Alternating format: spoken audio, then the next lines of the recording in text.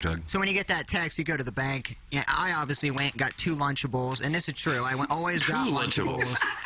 Yeah, you definitely had some disposable income. Oh, and Wait a minute. You would bring Lunchables. My kid eats. He's 6. He eats Lunchables. A couple Gatorades, a liter of Dr. Pepper, and a big bag of Squirms. That was like what I would bring. What's a squirm? You know what? Like At the the movie guys you were theater, playing the with. sugar gummy worms, call them Squirms. Why not gummy bears? Why the squirms? Well, because they were sugary, and if you're But doing so are the gummy bears, aren't they, baby? I like the sugar actually to be visible, just right on there, just glistening in the light. And when you're playing 8, 10, 12 hours, you need that extra caffeine and sugar rush. Right. So it was actually a good combo when people are dragging, and I'm halfway through my Squirms, still playing at a high level. Huh. That was confident, still playing it. And did you win a lot? Yeah, actually, I stopped gambling, though, because in college it got really bad. So I haven't... So that means you lost. And nobody who's on a good run goes, yeah, it got really bad. Yeah, at college it got really bad. So what were you betting on? It was costing you money. We would... sadly enough, it was just college basketball, college football. And we had I guess it wasn't a bookie per se, but I guess that what it would be at Lincoln College. And I lost a lot of money. You needed to get an NBA zebra in your pocket. Yeah, it would have been nice to talk to Donahue and maybe schedule that. But no, it was fine. I'm gambling free. Can you imagine the honor of you playing poker against the poker master and your broadcast hero, Tim McKernan? Would you donk your chips off to me? Would you defer? Not if there was money fold the involved. best hand? If there's money involved, all love aside, Tim, I would go to war with you. Good for you. I like that. How do you think you do against a veteran, the big table? I would have to. I would be rusty. I've not played in years. Can't remember what I was reading an article. I think it was in the New York Times on the Daily Fantasy thing, and that it takes about 1,600 hands for skill to start to have an effect if you're playing against somebody who isn't as good. So the variance, of a smaller sample size, which is our theme, that's our word for the day, or phrase of the day, smaller sample size, can impact it then. This is the greatest radio program in the history of radio, from the Man Nurse. Doug, I'd like to prep you for your annual prostate exam, please. That's from the Man Nurse. I don't have that scheduled yet, but when I do, I'll give you a jingle. How much are we talking Plowsy lost? Did he double down on his student loans? How much money did you lose, Plowboy? Be honest here. I think in 2 weekend time, I lost 800 and I was done. Ouch. Yeah. But again, I don't understand how if there's you're gambling a lot, that's not going to break you. Right, how there's a few $1,000s on the table. If there's a few $1,000s on the table, then how are you in a game where if you lose $800, that makes you quit? Do you understand what I'm saying? Well, yeah, but there's also 15 to 20 people. You would average it out. Probably at least people brought $200 a piece, at least. So you're averaging probably the money in the room at probably a couple grand. Not saying that was all at the table at once, but that was in play most of the time. Anyone ever pay with bags of green? There were not bags of grain. I thought you said bags of green, which maybe that could be arranged. So like your collateral would be like marijuana. Yeah. So perfect.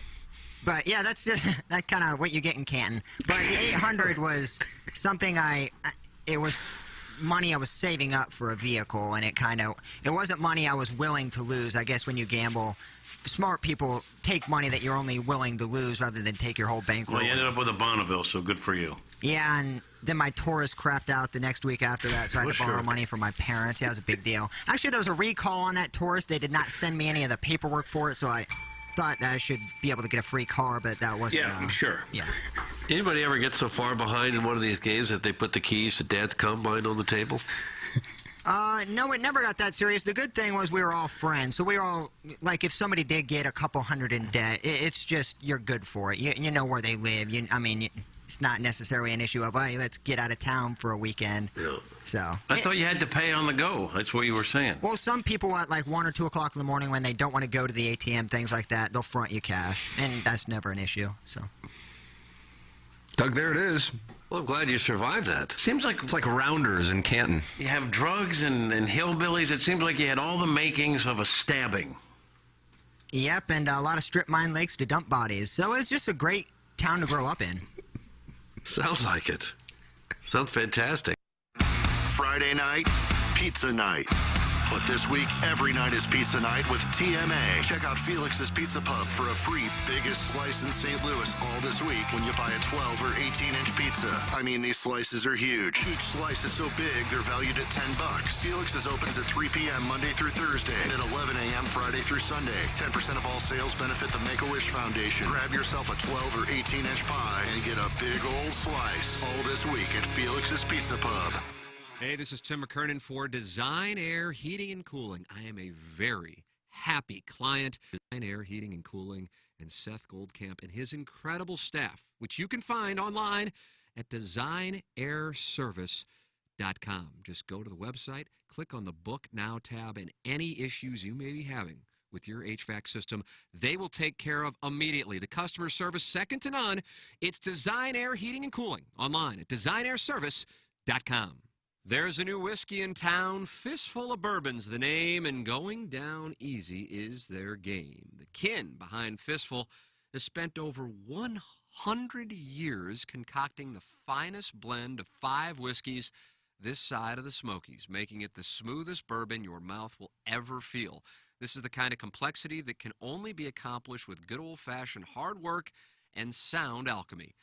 Get wise. Pick up a bottle today. Don't be a damn fool. Please enjoy Fistful responsibly. Hey, this is Tim McKernan. I'm here with Ryan Kelly, the HomeLoanExpert.com, and you are always looking for a way to help people out, and the Hero Loan VA is a perfect example of that. Absolutely. That's how we give back to our military and to their families. We close VA loans 21 days or less. Heck, I'd like to tell you 14 because we're doing them in 14 and less, but I can guarantee that 21 days or less on a VA loan. And you can buy a house with no money down. You can refinance and cash out up to 100% of your appraised value. Truly is one of the best programs out there. Get the loan that you deserve today at HeroLoan.com, the only way to VA. This is Tim McKernan. I'd like to tell you about a company I started just a couple of years ago, and they still own. And it's called Sound Story. It's essentially a 1-hour interview that we do either in person or via Zoom with mothers, fathers, grandmothers, grandfathers. They come in and they tell their stories, education, growing up, and of course, family stories, the wisdom that they can share with their loved ones for generations to come. It's an audio heirloom. It's Sound Story. To learn more, go to mysoundstory.com. Remember how life used to be exciting and hold promise for all the good things to come? I used to work with a pastry chef from Bombay. His name was Mesfin. Remember waking up on Christmas morning and believing in something? Now, how that will happen, we haven't yet worked out, but I do believe in it. Well, that's all gone. In the air, left field, and gone. Best you can hope for now is a glass of bourbon and a plate full of ribs to distract you from your impending mortality. I could use some of that pork, pig boy. Don't fight it. Salt and smoke. Live from the Michelob Ultra Studios, KPN-TFM HD2, Collinsville, St. Louis. This is TMA All Day. Rise and shine, St. Louis. It's the Ryan Kelly Morning After on KPN-TFM HD2, Collinsville, St. Louis. At the Morning After STL on YouTube and on TMASTL.com with Tim McKernan, Doug Vaughn, Iggy Strode, The Plowboy, and Action Jackson. In St. Louis, you are listening to the Ryan Kelly Morning After on 105.7 HD2 FM, TMASTL.com, YouTube.com/TMASTL. It's the Mungan St. Louis Acura Alton Toyota 7 o'clock hour. Welcome to the Michelob Ultra Studios. Timothy, Michael McKernan, Douglas Elvin, Vaughn, Kenneth Iggy Strode, the Plowhawk, and Action Jackson with you. And Doug, we are on the precipice of a 3-day weekend in which we will all be participating in an orgy on the back of a cigarette boat at the Lake of the Ozarks. No, I did not get that email. Doesn't mean you can't be there. Who's got the cigarette boat? Is that one of you's? I rent. You rent a cigarette boat, and the orgy is scheduled for the 4th? We're gonna start tomorrow. So there will be fireworks at the lake. Nice. Real nice. I have never been on a cigarette boat. What about an orgy?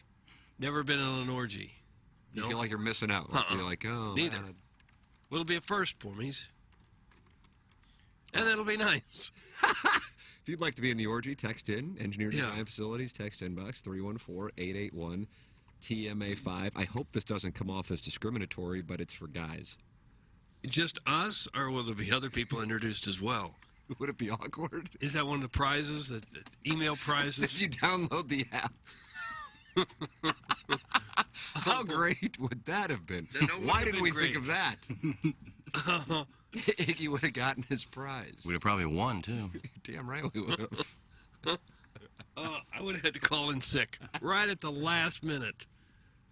Love to join you guys, but yeah, I could be COVID positive. I'm gonna have to sit this one out. I don't know what this means, but Doug, it's the first text I've seen. It comes from Dick Groats Gagger. You remember him? He's Brooks Koepka's uncle. Am I right on that? Dick Groat is Brooks Koepka's uncle? I believe that's the case.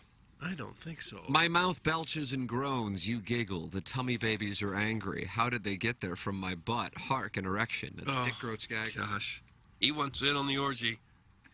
Sounds like he already had one. Yeah. With the Yeah. Well, he can't. He can't join us. Nice. Look at you. Good. We have standards for our orgy. We are looking for someone to take my place because I'm going to try to become COVID positive right before this happens. Beer Cats is active already, and he says, curious if any ex-wives of listeners got invited to go see Santana tonight, asking for a friend, of course. Now, what is that supposed to mean? He's asking to see if anyone would like to go with Iggy tonight to see Santana, someone's ex-wife. Iggy, you are going to Santana tonight. I am. Obviously, you know what I'm talking about, so why don't you just go ahead and tell the truth, Beer Cats? Doug, we have a What's that mean? situation developing. Wow. I'm not going to bring it up, but if you want to go ahead and talk about it, go ahead. Talk about what? I said I'm not going to. But he's throwing little comments there, so go ahead. What aren't we talking about? This is so intense. Well, none of his things make any sense anyway, but to the listeners. But I kind of know what you're talking about, and you know what I'm talking about. So instead of just What are you throwing out little talking hints, about? We don't. just go ahead. And why don't you just Jackson, you text want to go in? meet for balloon? Why don't you go in and text in what it means? Wrap it up early.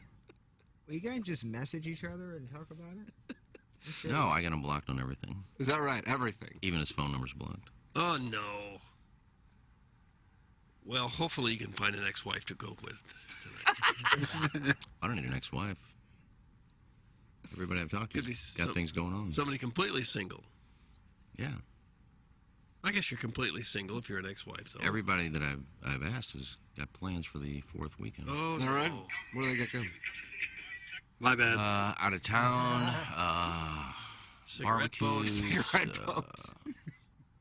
other things. Oh, cryptic again. Well, you're not going to... Are you going... Would you go alone? Yeah, because I know two of the other people sitting next to me, so Oh. two of the Muggin-ass boys are going, so Okay. I'll be sitting next to them. Well, sure. Maybe I was one of just them has an I ex-wife. was just trying to find somebody to go to drive. Well, You want finna someone get half to up drive on a you. Hennessy?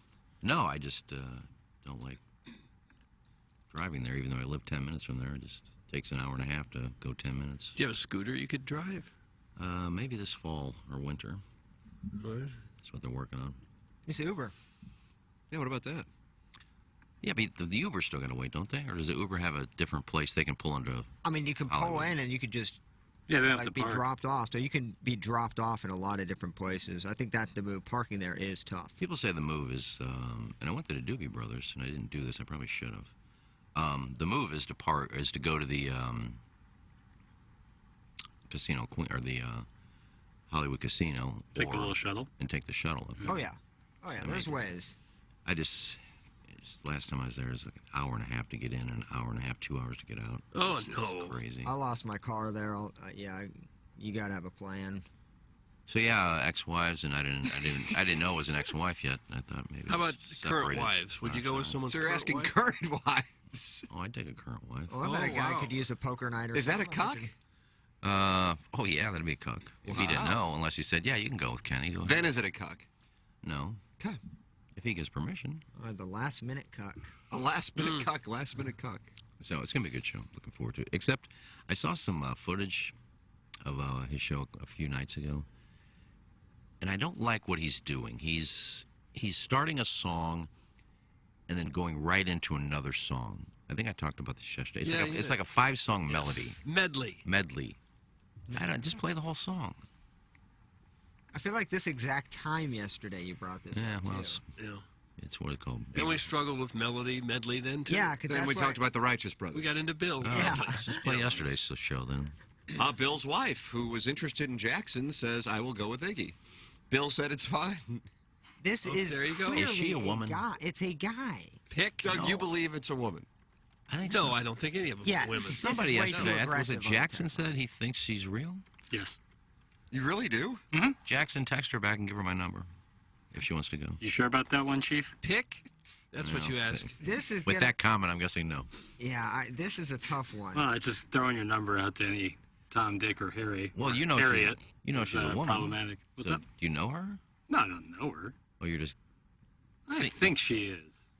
All right. 61% positive. Ooh, I All like right. the coin flip situation Tell her here. to give her my number and say I need a pick. All right. Oh, and if she's not attractive enough, she can't go. I'm shallow. That's a yes. She cannot go if she doesn't measure up to your expectations. She has to send you a I pic wanna and then pick you up. Well, just so I know what she. Just so I know. Just so I That's know what the she. deal. Just so I know what she looks like, and that way, if some stranger shows up, that's. Wait a minute, that's not the person in the pic. Oh, it's just for identification It's purposes only. Identification purposes only. Oh, and she has to be willing to drive you. Well, depending on where she lives, she'll have to drive to my house, and then I'll drive there. Are you still on the plan where you will not be active during any intercourse? You will be Oh live yeah, there. that's a given. All right, there it is. So the qualifications are out there. Has to be attractive. You can text in, or Jackson will text you, Texting this person Iggy's 314-881-TMA5. number. Yeah, it'd be my pimp. It's the Engineer Design Facilities text inbox. Hey, Tim, you can see the stage from my dock door. Pop in and let me see your goods, you dirty little male protein dumpster. Oh. I'll put out the fires on your dirty little hoods. That's from the recovering alcoholic from Belleville and Webster Grove. You got a place on the Mississippi? It's nice, though. Man, that is. Are there any that's places on the luxury. Mississippi that are nice? I know a guy that's got one. It might be on the Missouri River. I would love to see somebody build this huge, luxurious mansion, like right on, like by the MLK on the other side of the Illinois. It's just this huge, elaborate, basically compound villa. Well, it could happen. And he just got a nice dock right to the rusty refrigerators. Maybe put it on stilts so if it floods. Yeah, there's some out in the. Would it be the Fenton area, Eureka area? Yeah, and that's a little bit cleaner. I'm talking That's the not water. the Mississippi. Missouri Well, it'd be the Merrimack. or In Merrimack. Fenton. Anyway, they're built on stilts overlooking the river, way Yeah. up in the bluffs. Not exactly mansions, though, are they? No. Cleaning with Angie says, hit the siren, Plowsy. Look, at this point, we got to pick and choose when we. Wait, Doug was just talking. How am I hijacking? That's just cleaning with Angie in the Yeah. YouTube chat. She might have posted it 5 minutes ago. Is that the maid I had? I don't know. I just see it's For the light title. dusting? It's cleaning with Angie. Once You a can week. watch on YouTube, youtube.com/TMST. I think a lot of people are off today. A lot of people are having a 4-day weekend. Yeah. Probably getting Really? ready for that orgy we're having. Madison's passed out in bed right now. Is that right? Yeah, she's off today. Passed out or just sleeping? Sleeping. Sorry about that. Yep, just sleeping. Lucky her. Okay. All right. Why would they get today off as well? I'm not for sure. I mean, each business is different. I wouldn't want today off because I'm not doing anything, and I like to, if there was a holiday, I like to bag those up for Well, sure you future do. dates. Yeah. Yeah. It was a great morning to drive here too. It was perfect. It was a beautiful morning. Not Good driving weather. Good driving. Is that what you're saying? I had my driving cap on Yeah, I I was, liked it. and gloves. oh man, if you had driving gloves. Jackson, somebody just texted in that they want to change their text name to the Need for Seed. They got it. I guess you gotta change that. That's the Engineer Design Facilities text inbox. EDF, Engineer Design Facilities, sponsor of the text inbox, and that is who you can support when you say, you know what, I want to support the sponsors. Engineer Design Facilities is a sponsor of the text inbox, and I love that text inbox. EDF's fire division is now testing, inspecting, and maintaining the fire system on all commercial kitchen and restaurant hoods. If you have visibility to your company or place of business, a commercial fire alarm panel and system, please email fire@edf-rg.com and they'll have a technician come out and provide a free evaluation of your system and offer the most competitive contract pricing in the market. You can also check them out anytime at edf-rg.com, the official commercial fire alarm services and solutions provider of TMA. That's Engineer Design Facilities. Coming up on today's presentation, live from the John Deere Classic, where his player fired a 5-under and is currently tied for 5th. Michael Wellington, friend of the show, will join us at about 8:15. Chris Nagel was 2 back of the leader. JT Poston went off yesterday, shooting a 9-under. my $25 bet on Nagel to be the leader after the first round, which would have paid $2,000, was pretty much ruined by JT Poston. Nagel, though, shot a 5 under, and he is tied for 5th, and he is live for the record. If he were to win the John Deere, he would win $1.3 million. He would get to play in the British Open, heretofore known as the Open. Doug will scold you if you do not call it the Open. I don't like that. And obviously he will now be enjoying exempt status on tour as a PGA Tour winner. Still some work to do, 3 more days, but he is live. And Doug, he's believing. And we'll find out from Michael Wellington where things stand as he will join us as the boys don't take the golf course until later this afternoon. Coming up on Balloon Party, the Colonel, Gabriel P. DeArmond, will join us at 10:15 to talk about college realignment yet again as USC and UCLA are going to the Big Ten and what could be next. Well, who's left? What huge name schools are left? Notre Dame is always the big one. Would they go to Stanford, Oregon? If you get Stanford, do you have to bring Cal? Would Washington and Seattle be involved? To go where? To go to the Big Ten. If they go to 24 teams. Oh, gosh. With the SEC, go to Clemson, North Carolina, and Miami, Florida State, and raid the ACC. Reading Dennis Dodd this morning, that is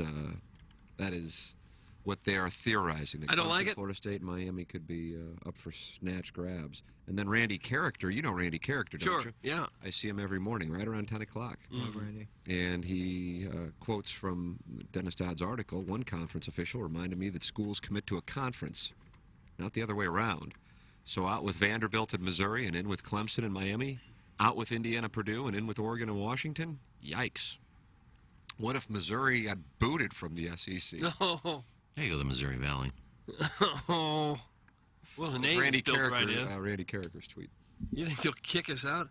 I was hoping Missouri would go to the Big Ten all along. I think we fit in better I with the would Big Ten love with the SEC. that. But I don't think it'll overall. happen now. Why? Because it's logical? Because they're in the geographic because area? it fits geographically and it makes sense. That's why it's not happening. I just do not get it. I mean, I get it that they want 4 power conferences. Isn't Notre Dame in a conference in basketball, though? Yeah, the Big East. Or wait, They're in the ACC. ACC. Yeah, God, it it's so, it Your just, basketball team can be in a conference, but your football team is independent. Yeah, and I never saw it in the articles I read.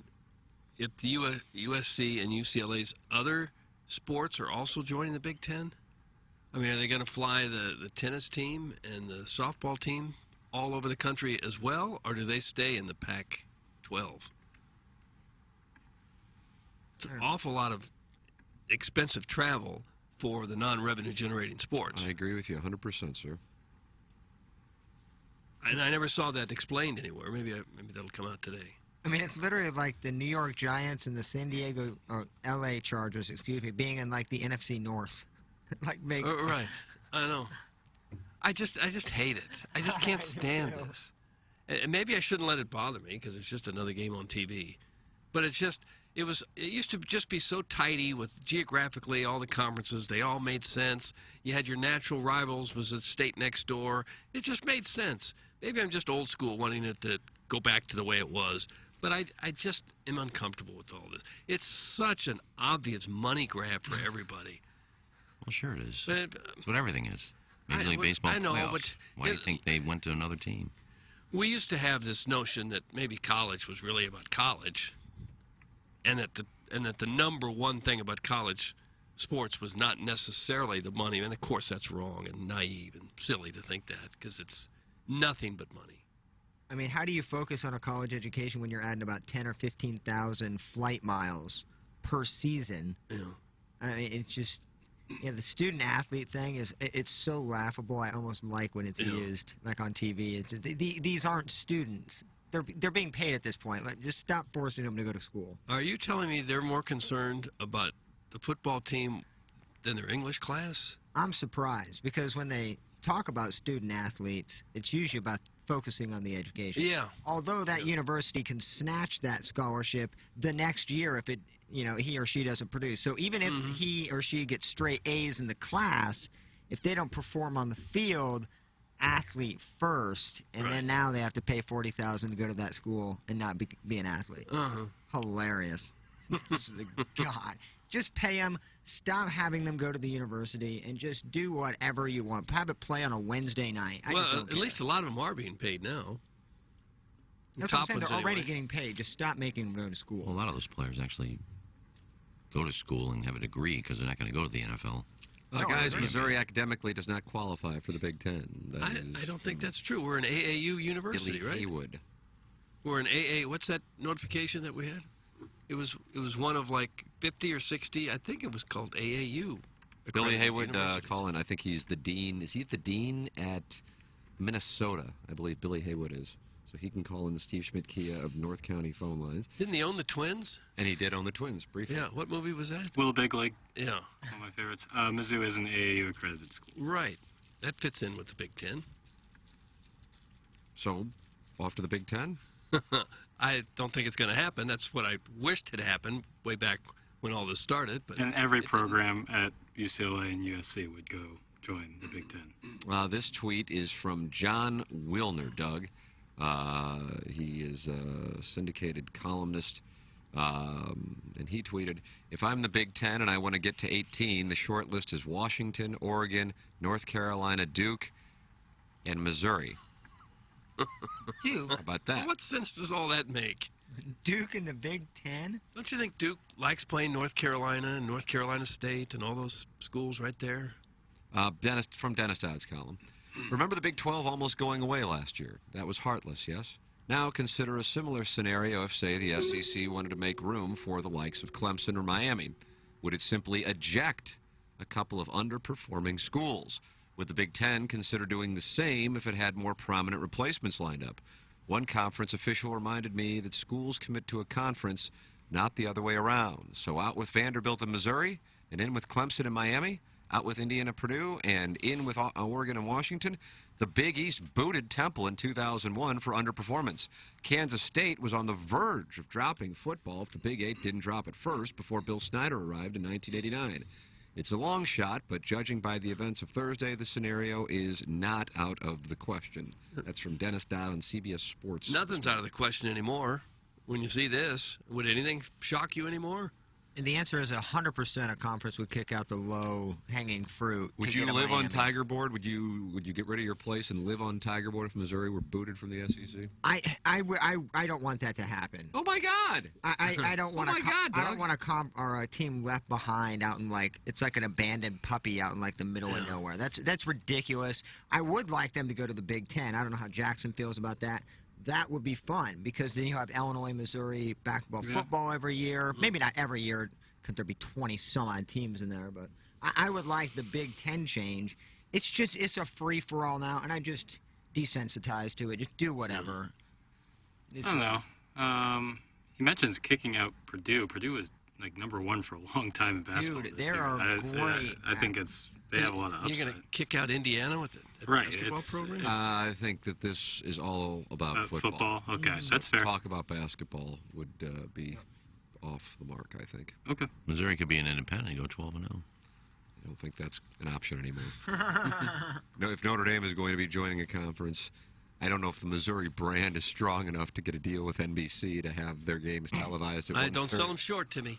I think Big Ten has strict rules with dump trucks, though, so I think Bally's would pick them up. Would you like to see Bailey's pick up? that would be funny if they picked up the Big Ten network. They bought them out, and just no one saw any games anymore after that.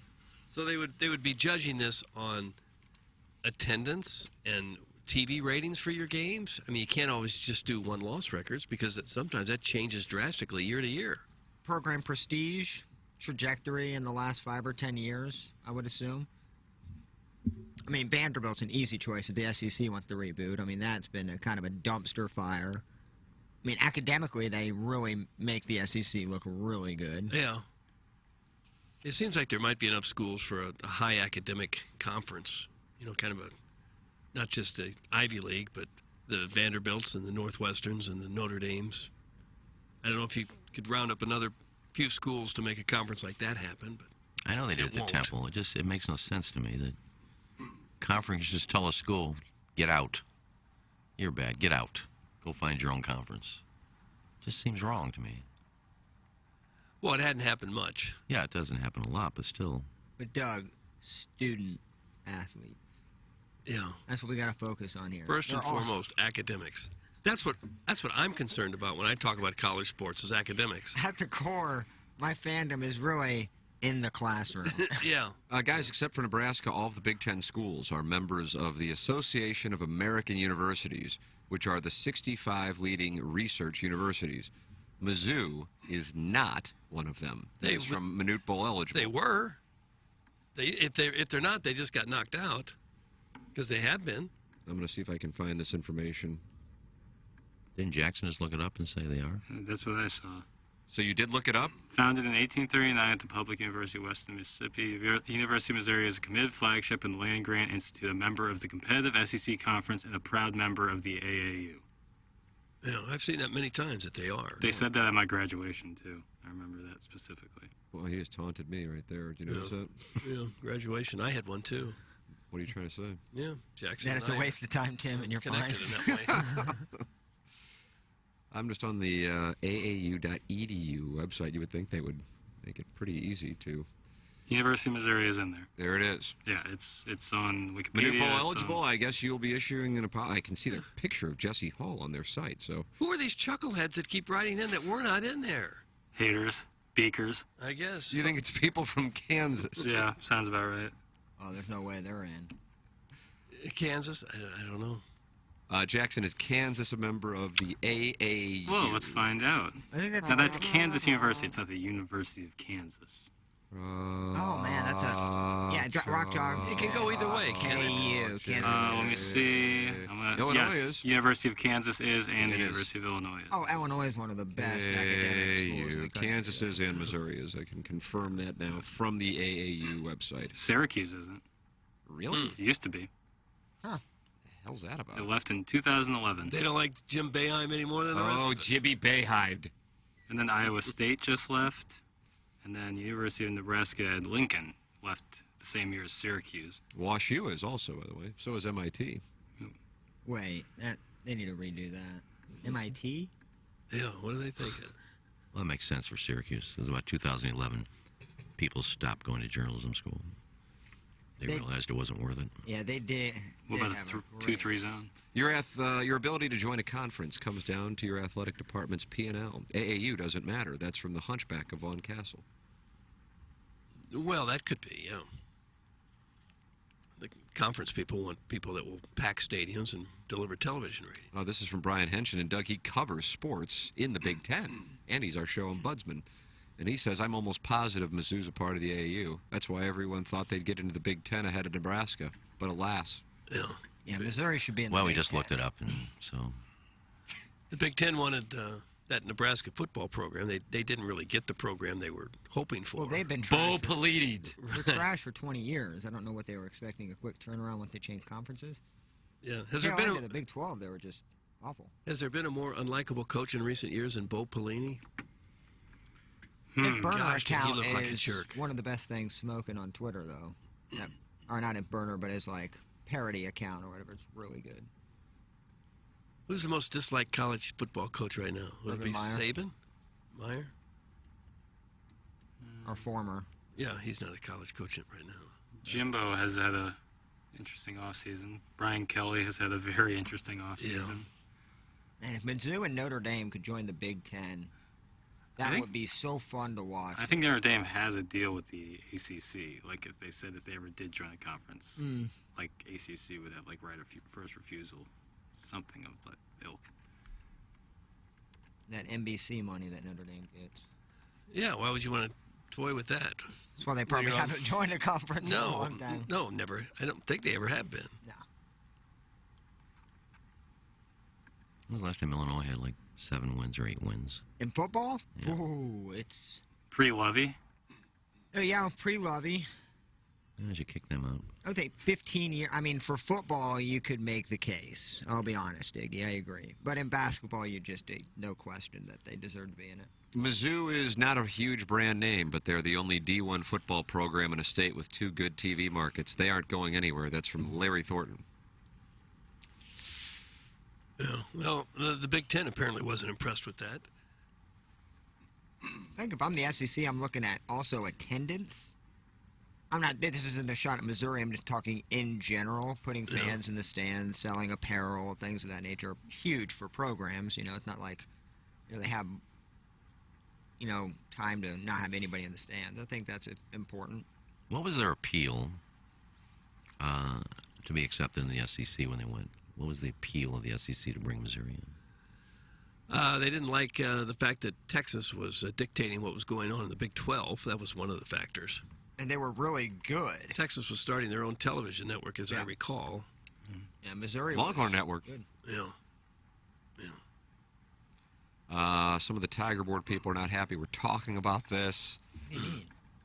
But to be clear, it's not something that we are reporting. It is something that Dennis Dodd just theorized in his column, which was posted about 8 hours ago on CBSSports.com. Randy Carricker tweeted it, and I read it, and once again, he is not saying it's going to happen. He actually specifically says this is a long shot, but would conferences consider removing schools in order to bring in other schools? And then he cited Vanderbilt and Missouri out, and then Clemson, Miami in, or something along those lines. Just as an example, he is not reporting it, just for the purpose of clarification. Personally, I would like Missouri to stay in the SEC, to be very clear. I wonder if the SEC powers that be are okay with teams at the bottom of the heap rather than, say they brought in Clemson and Miami, and now the top teams might have 2 or 3 losses a year instead of, running the table, getting a couple wins, and maybe you don't compete, you don't get the chance to compete for a national championship every year. Yeah. If it's more well-balanced, the Alabamas and the Georgias probably aren't going 11-0 and 10-1. And just if you do these 4 mega conferences, or you have 18+ teams in a conference, are you now done with the butt-ass beginning part of your schedule? Are you just going strictly to all conference games? With that loaded of a conference, you would think that would be probably the most profitable. It'd be the most interesting anyway. Yeah, you don't really need those Abilene Christian wins because you can just schedule out a really heavy, conference schedule and just, no offense to those little schools, but every legitimate college football. Every legitimate opponent you play is a chance you're going to get a loss and not win your conference. As a fan, I want to see that all day. It's not about you as a fan. It's about the athletic directors, the coaches. It's about the schools making money. I know. And there's so many. You're going to be playing one conference team if you switch this around like 8 years. Missouri only plays a certain team in the SEC for every one. Well, it makes if you perfect have 18 sense. teams, you're not going to be playing. You're playing one team, and then the next time you play that team, it's going to be like 12 years from now. Right. That doesn't make any sense. Competitively, it makes perfect sense to play just the teams in your conference. 100%. What kind of fan wants to see Missouri play Texas State, or or SEMO, or some of these other? They don't. They don't, and here anyway, they don't show up for it either. So maybe that would be the one good thing that comes out of it. It's just a better schedule from start to finish. No butt asses. Tim, this is taking place in 2024? That's when USC and UCLA theoretically would begin. If the Big Ten and SEC go mega conference with 20-plus teams apiece and play conference-only schedules, Notre Dame would have to join the Big Ten, right? Thanks. That's from Brian Henshin. No. They don't have to do anything. I would love to see them play conference-only schedules. I just don't see it. I think they all, including the head coaches and probably the athletic directors too, they want some guaranteed wins. Yeah. They'd rather go 6-6 with 3 or 4 of those wins against butt-ass teams than risk going 2-9 or whatever, how many games they're going to play, because they played a tougher schedule. Hey, guys, remember when Rams fans got mad at you when you were talking about a possible move from St. Louis to Los Angeles? Missouri fans shouldn't put their head in the sand, too. That's from the Hunchback of Von Castle.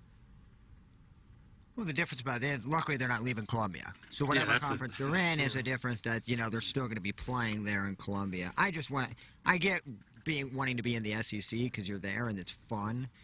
But I think the Big Ten would just be such a good fit for Missouri. Yeah. The recruiting style, you don't have to be a running gun offense. I think you can, I just players that are in Missouri, if you want to be in the state, I think the Big Ten style of play fits them better, just to be honest. If they were to be expelled from the SEC, I wonder if they could limp back to the Big 12. I wouldn't. No, God. hell no. I wouldn't want to do that at all, dude. Let's go to Stillwater. What's left of the Big 12 now? West Virginia's in there somewhere. Cincinnati's in. Let's join West Virginia and Cincinnati in the Big 12. Perfect. Oklahoma.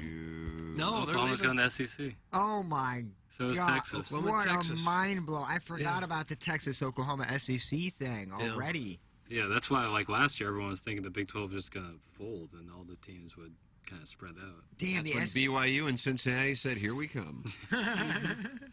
I feel really bad for the teams like Oklahoma State that had big rivalries with Oklahoma and Texas, and they're just kind of left out in the middle of nowhere.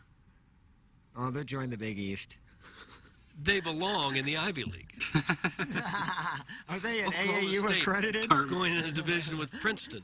Dartmouth Cornell. versus the Cowboys. Jackson, would you like to tell the people about Urban Chestnut? I believe you would. Oh, I'd be happy to, Tim.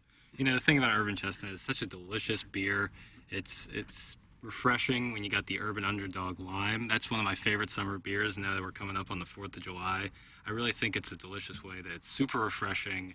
It's got that lime taste. It kind of tastes like a beer that's already had a lime put into it. And on a hot summer's day, especially around the 4th of July, it's perfect. Now you can go pick up any Urban Chestnut beer anywhere where quality local beers are sold. But you can also go to one of their 2 locations. They got the 500-person beer hall in the Grove. Really cool. They got food there for you, delicious pizza, good brats. You can sip on some beer, enjoy that. They open the doors up when the weather gets nice. Or you can go to the Beer Garden, all-outdoor beer garden, off Washington Ave, near SLU. It's all open for you.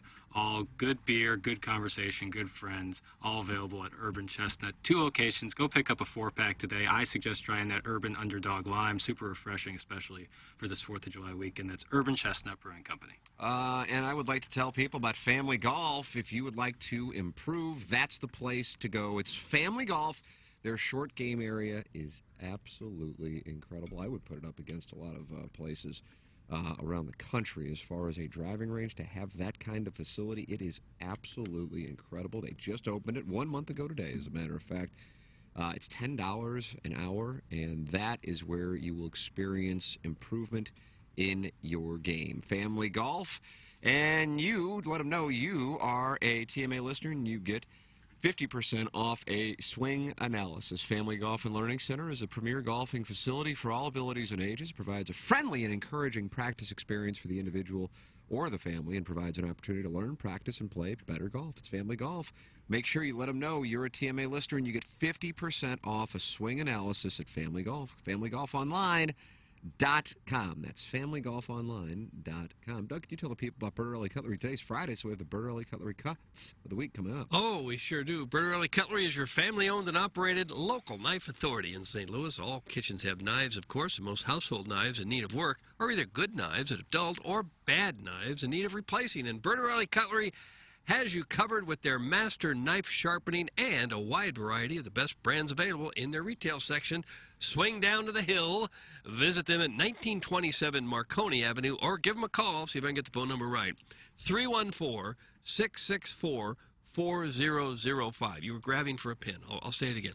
314-664-4005, or visit BertarelliCo.com to see all of their services. They also have copy paper. Maybe you run a restaurant, you need some to-go boxes. Yep, they got that at Bertarelli. They got a lot of things that you would like. They got that Wusthof Performance line of knives. They got the Infidel knives by Benchmade. They will take good care of you at Bertarelli Cutlery, longest-running sponsor on the show, on our Mount Rushmore of advertisers. And, of course, they are the home to the Chop Chop Cheeky girls. So Chop Chop Cheeky at Bertarelli Cutlery. And Design Air Heating and Cooling, the sponsor of our email today. They're online at designairservice.com. If you run into an air conditioning going out over this holiday weekend, and Doug, we've got a forecast with some extreme temperatures coming up. Well, you got 95 today, and then next week, highs 96, 98, 98, 94, 93, 95, and 100. A nice little respite on Saturday and Sunday, but we got some storms in the forecast tomorrow. Heads up. Biggie, are you seeing precipitation? Yeah. Nurse, has anybody turned my nurse's mic on? Where are you? I turn myself off. I turn myself on. Yeah, I mentioned yesterday there's some storms rolling in for the holiday weekend. Not going to be rain, not going to be gushers all day. Just would have been nice to get a heads up a little well, I in advance. said this yesterday, so I don't know what more of a heads up you need. It's 3 days in advance. A couple 3 days. Well, I said storms are moving in, but it's not going to wash everything out. If you got pool parties planned, golf, you'll be fine. Nice. Well, there you go. But if you do run into air conditioning issues, all you do is you go to designairservice.com. You click on Book Now, and then they have a service tech come out quick, fast, in a hurry because they realize urgency is the key if you run into Design Air Heating and Cooling problems with your air conditioning. Design Air Heating and Cooling is on top of it. Design Air Heating and Cooling online at designairservice.com. Doug is a client. I am a client. They are wonderful. We recommend you become a client as well. It's Design Air Heating and Cooling online at designairservice.com. Coming up in our appliance discounters 8 o'clock hour, the drops of the week. In our Maggie O'Brien's 9 o'clock hour, we have Roberta Early Cutlery Cuts of the week. And we also have the Design Air Heating and Cooling email today. And coming up in a half hour, Michael Wellington will join us caddying for Chris Nagel, who is on a heater at the John Deere, Doug. It would be quite a story if Chris Nagel could win on the PGA Tour at the age of 39 with 3 children when he's going up against guys who are 16, 17, 18 years younger than him. And here he is, lurking 4 back of the leader, J.T. Poston. One of you guys has J.T. Poston. I thought you did. I know somebody has Dylan Fratelli. He's tied with Nagel. Well, I got Denny McCarthy, who's also tied with Nagel. Nice. And Doug's got a withdraw already. I do. You got a WD? This 2 weeks in a row. Yeah, Sloan shot 10 over, then just didn't sign a card, I guess. Sloan Peterson. Sloan Peterson. Yeah, he shot 10 over and then didn't turn in a Well, card. Doug lost already. That was pretty easy. Probably so. That's what happens when you don't get to see who you're picking. No, Sloan Peterson was Ferris Bueller's girlfriend. Yeah, I'm curious to see. I know the back nine was playing harder, but he was 5 under through 9. He was 6 under through 9. So he shot 1 over on the back. I'm just curious. Yes, that is correct. What the conditions were, if maybe he saw where he was on the leaderboard. I'm just curious. Hey, Doug, I got a question for you. Yeah. When we win the Open, will you please free Dottam? Oh, there he There is was. friend of the Nagel, show, baby. Chris Nagel. Still rough around the edges in some areas. I didn't realize this, but I actually won money on DraftKings yesterday. Huh. I didn't even... Well, I had Nagel, and as you can imagine, he wasn't highly owned. This was just for a Thursday thing. And Chris Gotterup, who's an Oklahoma guy, just turned pro, and he shot 6 under. Had no idea. This shows how locked in I am. What is his... Zudenhout, Adam Long, and Hayden Buckley. I went with my heavy Missouri roster, and they all are in... under par. And then I had Adam Hadwin, and he was +4. If I hadn't had him, I would have probably won. Did you play a first-round roster? Yeah, it was just a first-round thing. I mean, it wasn't a huge prize. It was like 1,000. But, yeah, how about that? Yeah, $1,750 was first place, and I finished in 8th. That's a nice little hit. Doug, a little backdoor $500 shoot for the Tam Avenue Capital Partners. Right. And that'll really impact the P&L. Now we're only down $300,000. That's not bad. $300,000. Yeah, write all that off. Yeah, it's a write-off. It's a write-off. Write it off. You know what percentage that Goddard was? Nurse? How many percentage owned? Looked like every roster I looked at up toward the top has him on there, and I never heard of the guy. Yeah, it's been a big concern of St. Louis audiences. I'm just asking. We're talking DraftKings, and we're talking the guys in third. Round classic. He's in third place. I'm just curious. Everybody I looked at had him, and I just... Well, he was arguably one of the best college golfers this year. He has trouble with the flat blade. Heads up on your flat blade. You should call Skip. Yeah, or Iggy. He needs Iggy on his bag. Oh, I just saw I have Adam. Oh, my God. Holy crap. So Adam Shank, WD'd? Is that the guy you're talking about? No, Sloan, I believe. Adam Shank, WD'd. Oh. Maybe I'm still alive. No, I think... No, Roger Sloan also WD'd. Oh, son of a sack ass. Yeah, it sucks to be done on a Thursday or a Friday. Oh, Yeah, I only did one roster, and Shank's on it, along with Nagel, Callum Tarum, Hayden Buckley, Adam Long, and Lucas Glover. That thing was kind of hunting. Lucas Glover was a problem. Well, either way, I know nobody cares. So, And I'll read about Admiral was this. second highest Brett priced Michaels was reportedly, yes, that is correct, hospitalized in Nashville Thursday evening, just moments before he was to take the stage and perform with his band Poison. Doug, they are supposed to perform Tuesday at Busch Stadium. Oh, so he's probably out. The rock star is currently being treated in a local hospital after suffering an apparent reaction to medication triggered by diabetes, TMZ reported. According to the outlet, Michael's bandmates got on the stage ahead of the show to inform concertgoers of the situation, adding that they couldn't go on without him. So what do? I'm sure Everybody the other band's probably playing. goes back to the box office, gets their money back, Yeah, and we're goes not home. Applin. Well, you had 3 other bands there. If this is the same tour. Oh. I guess you could ask for your money back if you went to see Poison, but you still get 3 bands. Okay.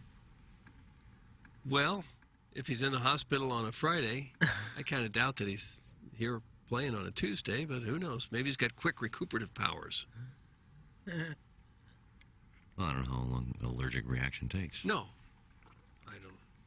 And you are going to Santana tonight. Yeah, tonight you are. Yeah.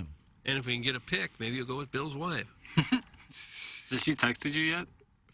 She? I don't know. I got 2 texts from people that have no names, so... With picks? No, not picks. There were... I mean, I'm sure there are people making this stuff up. Maybe you just get on Hinge tonight and see if you can one- find someone who'll go and take that other ticket. No, one was a 314. The shuttle is great. Enjoy tonight. If you want to pick, you got to say something on the radio. I don't know what that's for. That's Bill's wife. And then from a 618, you're so damn soft. Oh, that's Bill's wife, too. And that's Texting your Bill. phone? Yeah, I just don't know who these people are. Well, the first one was Bill's wife. I think it was Bill's wife. And the second one was her husband. All right, well, I just said You did say I something asked on the for radio. a pick, so... Just simply say pick. And I don't know who said I'm so soft. 618.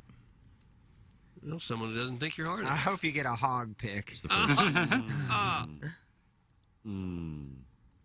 It's the old Lexi Steele.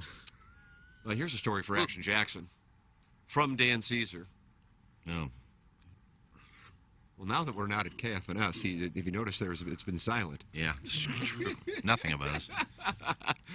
Well, there's a variety of factors for that. It's a time-honored tradition in St. Louis where the NBA vastly outperforms the NHL in television viewership for each sports championship series. All this despite the Blues and hockey having been entrenched in the market since the 1967-68 season, the last one in which the NBA had a team in town. The Hawks moved to Atlanta that summer. Colorado won the Stanley Cup on Sunday night, beating Tampa to wrap up the series in 6 games. Earlier in June, Golden State won the NBA by ousting Boston in 6 contests. But the TV ratings were markedly different. Nielsen reports that the NBA Finals were seen in an average of 4.7% of homes in the market with a TV. It says the NHL figure was 3.0%. Jackson, indeed. I mean, yeah, I've said it for years, but of course, no one cares about the NBA in St. Louis. Now, you notice he just did a dialect of a Southern gentleman He right sure there. Did you did. catch that? I I don't know caught where it. that came from. But isn't that... It came from Horton Watkins is where it came from. I think those numbers should be that way. Because if you're a diehard Blues fan, that doesn't necessarily mean you just love watching hockey. It means you love watching your team. And if you didn't like watching the antic that the Colorado Avalanche showed you this entire series, that But we this had. isn't the first year it's happened, Leslie. No, Consistent. my point is there's no NBA team here, so there's no rooting interest. So you can watch games both by entertainment value, watching Steph Curry, watching Tatum, what have you. But nobody who's a Blues fan is going to watch right when they got knocked out, watch a Colorado series in the Western Conference Finals, watch the Stanley Cup, because their team is out of it. They're pissed, and the team that beat them is now making a cup run. No. It's I don't obvious think- that Blues fans aren't watching that. Well, here's some data. From 2010 to 2019, as well as this year, the NBA Finals averaged a 7.5 rating in St. Louis from 2010 through 2018 because he's not including 2019. Obviously, that would skew things. The Stanley Cup final figure is 3.3. So the NBA Finals, 7.5. The Stanley Cup, 3.3. That is more than a 2-to-1 difference. Yeah. There's still a lot of Blues fans that are diehard Blues fans, and once they're out, that's it. Hockey Yeah. season's over. I think they're coming. It's more so to vindicate that basketball is very popular in St. Louis. Oh, I don't disagree with but that. we just like either. we pass on it, and I get mostly on this show. It's obviously a joke. There's plenty of people who really like the NBA. To me, it still seems like a low rating of 4.7 this year. Really, 4%? That's all that watch the championship of basketball? I mean, sports fans are notorious TV watchers.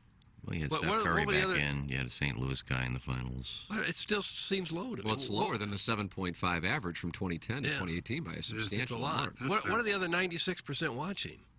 Anything. I know there's Dallas. there's a lot of Knots other shows Landing. on nowadays, but it just seems like such a big sporting event that sports fans would watch it. But Yeah, well, sports viewing has been back and forth since the pandemic started, so this might be the new scale. Regardless, but then what does it say about the NHL Stanley Cup that only 3% of homes are watching it, you know? yeah. Guys, I can't wait to hear Jackson parade around on 101 ESPN in a couple of hours with those stats like the bright peacock he is. That's from King Fupa. No, I mean, I've said this for a long time, but it's fine. It's people still stick to their narratives. It's fine. Yeah. And hockey, I suppose there's, a fifth of the league or so is not even in this country. That probably affects TV ratings some. All those teams in Canada, I'm sure they have heavy viewership there, but it doesn't count towards the viewership here. Guys, Hockey Guy is the only one who doesn't realize that the NBA is wildly more popular. This doesn't even include the NBA's far superior streaming numbers. That's from Hyman the Roth. That's different than Hyman Roth. What did he want? A piece of cake, but he only wanted a small one. Am I correct? Smaller piece. Yeah. Yeah, I mean, you just look at contracts alone, and that tells you the TV rating difference, or TV contract difference. Nicole Jokic just signed a $250 million contract with the Nuggets. Yeah, Bradley Beal's making $50 million a year. The best NHL player doesn't make near that. And I think sniff near it. with the NBA too, it comes with a lot of off-season drama. It has a lot of antics and drama during the season. You know, overall I find it to be a little bit more entertaining. Love me some hockey, love me some Blues hockey, but I would love an NBA team. That's all I'm going to say. I would absolutely love it. The NBA is huge in the largest markets in the country, too. Right. L.A., New York, Chicago, Philadelphia, San Francisco. I mean, they're big, big NBA towns. And the hockey teams there are second fiddle to some of the other sports. Doug, the other 96% are watching Dillian Harper live stream her fritter eating contest. I don't know that they are. That's from glove blogger Tom Traven. Is that I don't true? know. I didn't even know. I would watch that if I knew where it was. Like what's a Super like Bowl? Live Golf, I can't find it. What's the Super Bowl get? What percentage of the audience are they getting? I don't know that off the top of my head, even the hazard a guess, You but wanna it's guess, got to be. Doug? 28%. I would say 12%. Way over on the 12, but it used to be way higher than it is now, if memory serves. Used to be really shockingly high, right? Like near 50%, wasn't it at one point? Yeah, I want to say it was too, because it was just a party, and even if you didn't like football, you still were watching the game somewhere. The teams are also half the size, Jackson, so it stands to reason that the players would make more money. That's from Dingle My Berries. NFL teams are twice the size of hockey teams and pay more money than hockey players. Jackson's loaded for bear. He's loaded for bear. He's warming up for balloon party. The stars certainly do. Well, even like the ninth guy in the Miami Heat makes as much as the best NHL player in the league. Duncan Robinson, who was played out of the playoffs this year, makes $24 million a year. Yeah, that's just outrageous. I would tell you that the biggest story in sports, if this were a national show, and candidly, I think we're trending in that direction. Yeah. It'd be international, Tim. I agree with you. I just sold this short.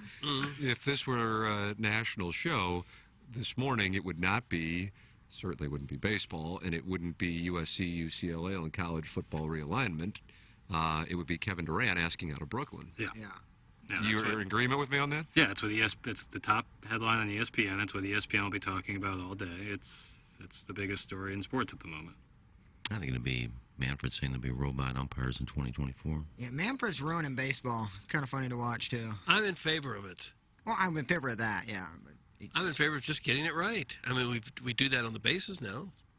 If they ever miss a call, they just look at it and fix it. And is anybody really upset by that? Anybody really going to be mad that the balls and strikes are called correctly now? All the time? I don't. I know you're taking the human element out, but is there really a lot of entertainment involved in watching an umpire miss a call somebody out on strikes when the pitch was 6 inches outside? I don't know. I guess we'll miss the arguments. Yeah. I'm okay with that. Yeah, and they're so quick to kick people out is why I think robots are the best. Because umpires would just, you're gone. Like, Yeah. you should be able to complain, be able to voice your opinion without being booted from the game immediately. Right. At least that initial groan. Should be. Yeah, you can't keep it going for 30 seconds, but just that, oh, no, that's okay. That's Yeah. just a human reaction. And I think for the most part they let them do that, don't they? Can't show them up. That's the supposed rule. No. There's 23 guys on a hockey club, Pasty. There's like 10 on an NBA team. That's why there's a huge difference in money. Be better. That's from Harrison's brother Master. Well, I just Jackson's about to go. Here he goes, Doug. Well, I'm just telling you, he's about to go. I just said that the NFL has twice as many players as an NHL team, and most of those guys make more money than the NHL players, and there's 15 players on an NBA roster. So you be better. Well, you'd be better. That was kind Harrison's of brother Master is the king of dumb, buried head in the sand hockey guy. Yeah, he's a baiter. That's. Well, the NHL salary cap is only in the 60 millions, isn't it? They just raised it, did they not? I think so. And But so did the NBA's. And you got NBA players, Beal and Jokic among Making them. They're that cap. almost that by themselves. Yeah, it's crazy. The money, I mean, John Wall, who's like been a good player, but nothing crazy, is going to make $49 million next year. He's going to make almost half. Why don't we play in the NBA? We should have. In 4 years, Jokic has like a $62 million player option. Yep. You think he could have picked that one up, Doug? Yeah. Well, when you win MVP back-to-back years, it's your world. $62 million. It's just unbelievable. Like, that is eye-popping Yeah. insane. And I guess the owners of the team are making more than that a year on their franchise. Certainly in the value as it continues to grow over time, they will. But, I mean, just in raw profit from a single year. Yeah. It's kind of crazy to see, like, Steph Curry. Like, if you look at when Steph Curry was drafted, the Warriors, like, valuation, like, how much money they were worth to now, he's, like, basically worth a couple $1 billion. Like, he's made them, like, increase their value by, like, $1 billion or $2 billion. It's insane. And I guess so if they trade him tomorrow, that goes down $2 billion? No. It would stay near where it is. Well, he's no longer part of the team. Building in San Francisco, that's quite advantageous versus that thing that was right next to the Oakland Coliseum. Oracle. Yeah. And, man, I remember when D. Lee, did he get drafted there? Do you remember, Doug? Or did he sign there? David Lee? Who did he get drafted by? Jackson? New York, right? Knicks? He was on the Knicks for a while. I thought he was drafted by I the thought Knicks. he was drafted by the Knicks. Yeah. And I remember going, man, it sucks he's going to the Warriors. It's a franchise that's doing nothing. And over the last 15 years, I mean, who's been better? Right. You know? Right. Dynastic? Would you call them dynastic? Oh, they're dynastic. And I was watching, for some reason, I was watching NBA trade deadline last night. Oh, it was great stuff. And so they built their stadium with private money, so they collect everything from stadium revenue, concerts. Am I correct on that? That's a good deal if you have the money to fork that over. Here you go. It's in San Francisco. That's The Golden State Warriors were worth $450 million when Steph Curry was drafted, and now they're worth $4.3 billion. Yeah. Doug, why don't we buy the Warriors? That's insane, Should've. actually. That's really We could have put together a package here to get them originally. The thing the NBA's got going for them over hockey is its global reach. The players literally come from everywhere. And I know hockey players have got some from Northern Europe and Russia. I don't think you get a lot of financial bump from the Russians or even from Sweden necessarily. But basketball, is huge in China. It's huge pretty much all over Europe. It's a global game. It's like the second or third most popular sport in the world. Mm-hmm. It's a much more global game than hockey, American football, baseball. Yeah. Well, hockey, a stick costs $200. Yeah, I hear what you're I saying. love for my kid to play hockey, but like to get a pickup hockey game going, are you going? Where are you finding these kids Oh, yeah, it at? takes money. It's just very limited number of people have the ability, and if you do, God bless. I hope when I have kids, I have the ability to get them in skates and play because it's fun. Doug, we wish we had hockey sticks. We play with boat oars and broomsticks. Yeah. You had boat oars? The Boat boat hadn't oars. been invented when I was a kid. Boat oars. We didn't have an oar. because we didn't have boats. We just swam. We had an ocean to cross. We swam. I remember Yeah. you guys doing that. Yeah, and we didn't have swimming lessons. Our parents just threw us in the ocean and said, "We'll see you in England." You had to get to Jerry Welsh's house early in the day to get that boat oar. Or else Jerry you're- Welsh. Or else you're stuck with a broomstick. Yeah, but soccer and basketball, if you got a ball, you're almost there. good, You get a yeah. goal and a rim, and now you're playing. The whole neighborhood's playing. I don't know. The good thing about hockey is similar to basketball is they have young superstars, man. I mean, all the really great players in there, McCarr, you have McDavid. I mean, all of them are, not even in their prime necessarily. Austin just yet. Matthews. Austin Matthews, yeah. You could name off a dozen, Kachuk and all those guys. Isn't it a little bit surprising that football is still the most popular sport in the United States? By a long I can't watch the What, they don't NFL. play it anywhere else? Yeah, it's weird, right? The rest of the world just says, not interested. I don't think people find it very entertaining. Football? In other countries, I'm not saying They must us, not, but it's because just, they don't play. Well, it's the most bet on sport. Well, it's the Beyond most- the United States? Pardon me? Beyond the United States? No, in the United States, football is probably Right, the but most. Doug's talking about Yeah. the lack of global popularity. Yeah, I but mean, it's nobody's. just nothing anywhere Oh, else in the rest of the world. soccer It's 'cause takes they can't over. understand it.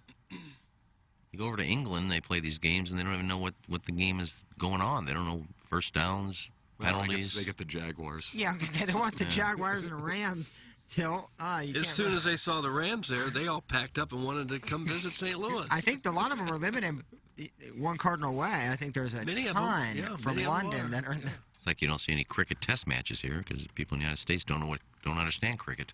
Right. Guys, St. Louis used to watch the NBA years ago when players like Chris Mullin, John Stockton, Dan Marley, and Steve Kerr were more prevalent. Thanks. That's from the cousin of Moo Man. Yeah, the nut huggers. Stockton was the last one to rock him, right? He was like the last guy to keep the short shorts going. Yeah, I think you're right. they should have a retro night. They do. To where no, I'm talking, but like actually bust out the 5-inch inseam Yeah, shorts. The Lakers did that a couple years ago. Or really go The drastic long and make them socks. play by the rules.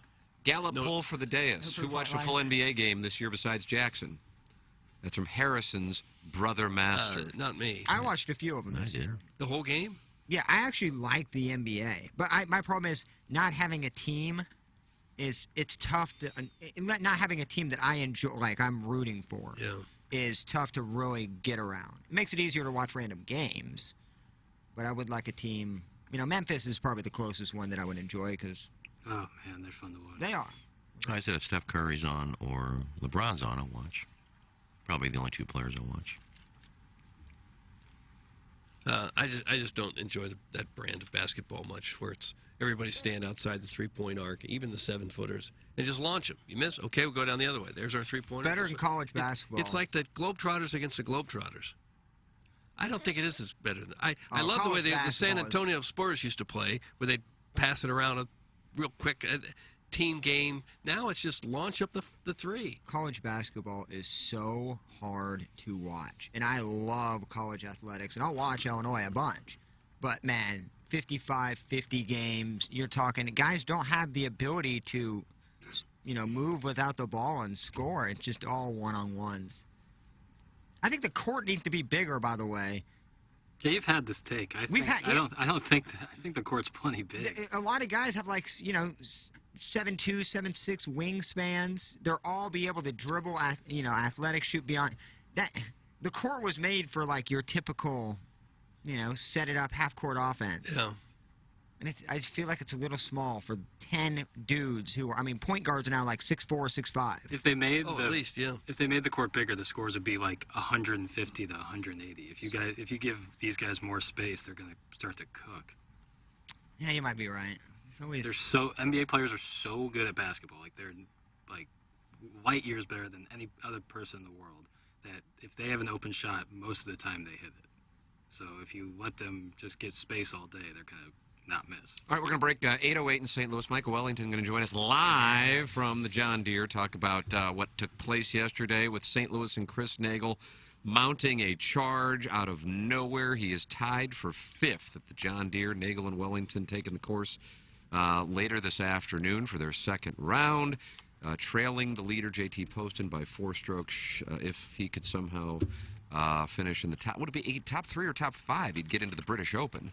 Top 5, I believe. So that would be incredible. See Michael Wellington at St. Andrews with a TMA cap. I think he'd still TMA wear it cap there? at St. Andrews. Dude, top 5 is What that would do for our audience. We were talking about going global with this show. How's the hinge sitch in England? Or Peoria. Is he in where's the John Deere? Quad Cities. No, I'm talking about if he goes Wonder what across the the hinge pond. stitch is like in Davenport. It ain't good, I could tell you that much right now. I've been to the quads. Oof. What's the problem? Everything? Davenport, Moline, Rock Island, and Bettendorf. Is that the quad? Is that your quad? That's and you Fred usually Garvin, male find those prostitute. Victoria's Secret supermodel kind of in that corridor there. Yeah, especially Bettendorf. Have you ever seen that skit? Dan Aykroyd. Fred Garvin, male prostitute. He works the Quad Cities, and he named all the Quad Cities. Yeah, it's kind of funny. We'll see how the hinge situation is in the Quad Cities. Michael Wellington with us in a matter of moments. You are listening to the Ryan Kelly Morning After. We close out the Munganess St. Louis Acura, Alton Toyota, 7 o'clock hour appliances counters, 8 o'clock hour coming up next.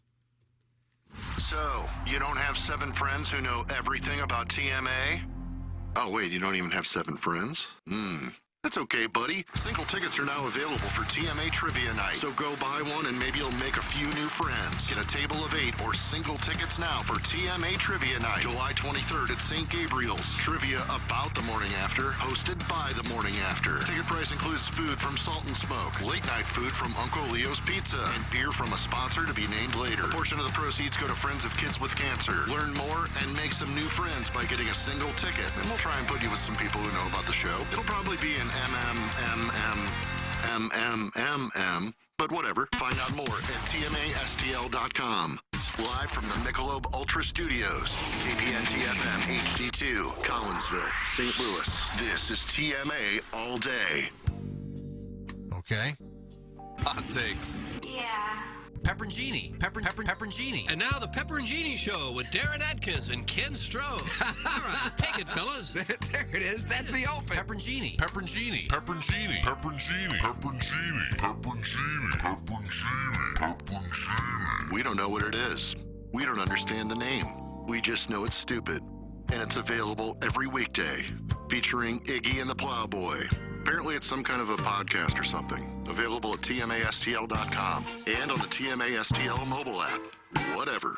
Hey, this is Tim McKernan, and I am here with Ryan Kelly, and I can tell you firsthand that I have refinanced, and I've gotten pre-approved with the HomeLoanExpert.com, and it is fast and it is easy, but Ryan, it's even faster now. You're offering a guarantee with how fast you guys can do it?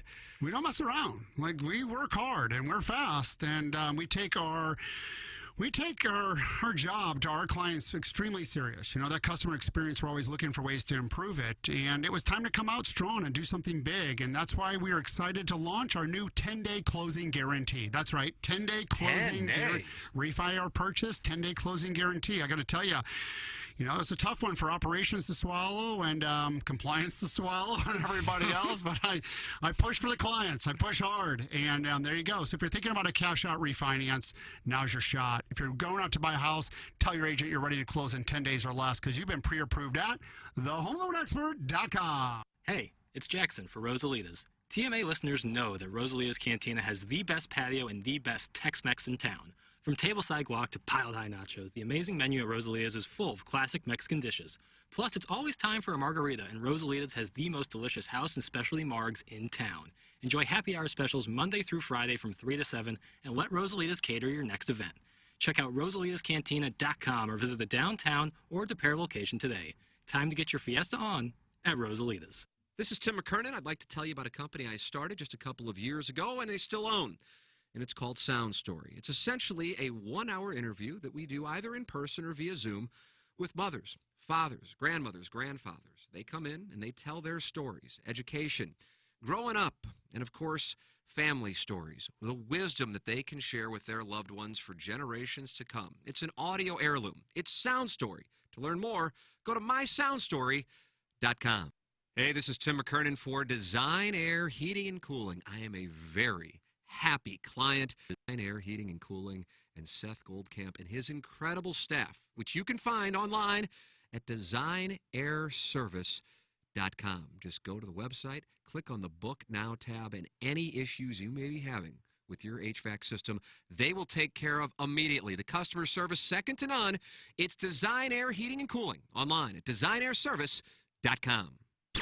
Butter me up, Daddy. The Ryan Kelly Morning After. KPNT FM HD2.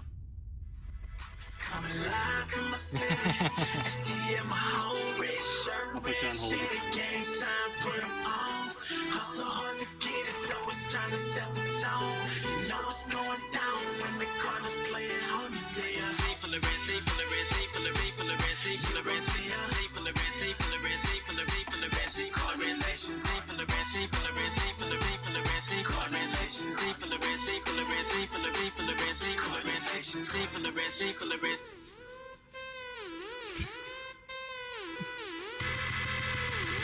Here in the fan cave, ripping birds on the back. Rest of the league, man, they can't handle that. I reckon Crew's gonna make the ball go splat. Your team, dude, is gonna need another pitcher stat. 11-11, now it's 12-12. Riley Squirrels last year, put them on the shelf. This year it's Matty Freeze, Craig, and Beltran. We've got the best ever, talking about Stan the Man. I go from the monster to the home run slide. Not wearing a Cards cap, you're just on the wrong side. Another World Series ring is all I want to see now. I see you at Bush, man, curtain call, take a bow. SCO Cardinals, best fans in baseball. I've been telling everybody since I was this tall. Screaming loud in the cave, you heard what I said. All you're gonna see now is a sea full of red. Oh, Doug. Sea of red. And the best thing is there's not a player on the roster who plays for the money. They play for the fans. Thank you. Welcome back to the Ryan Kelly Morning After. This is 105.7 HD2 FM. Yep, it's the big time.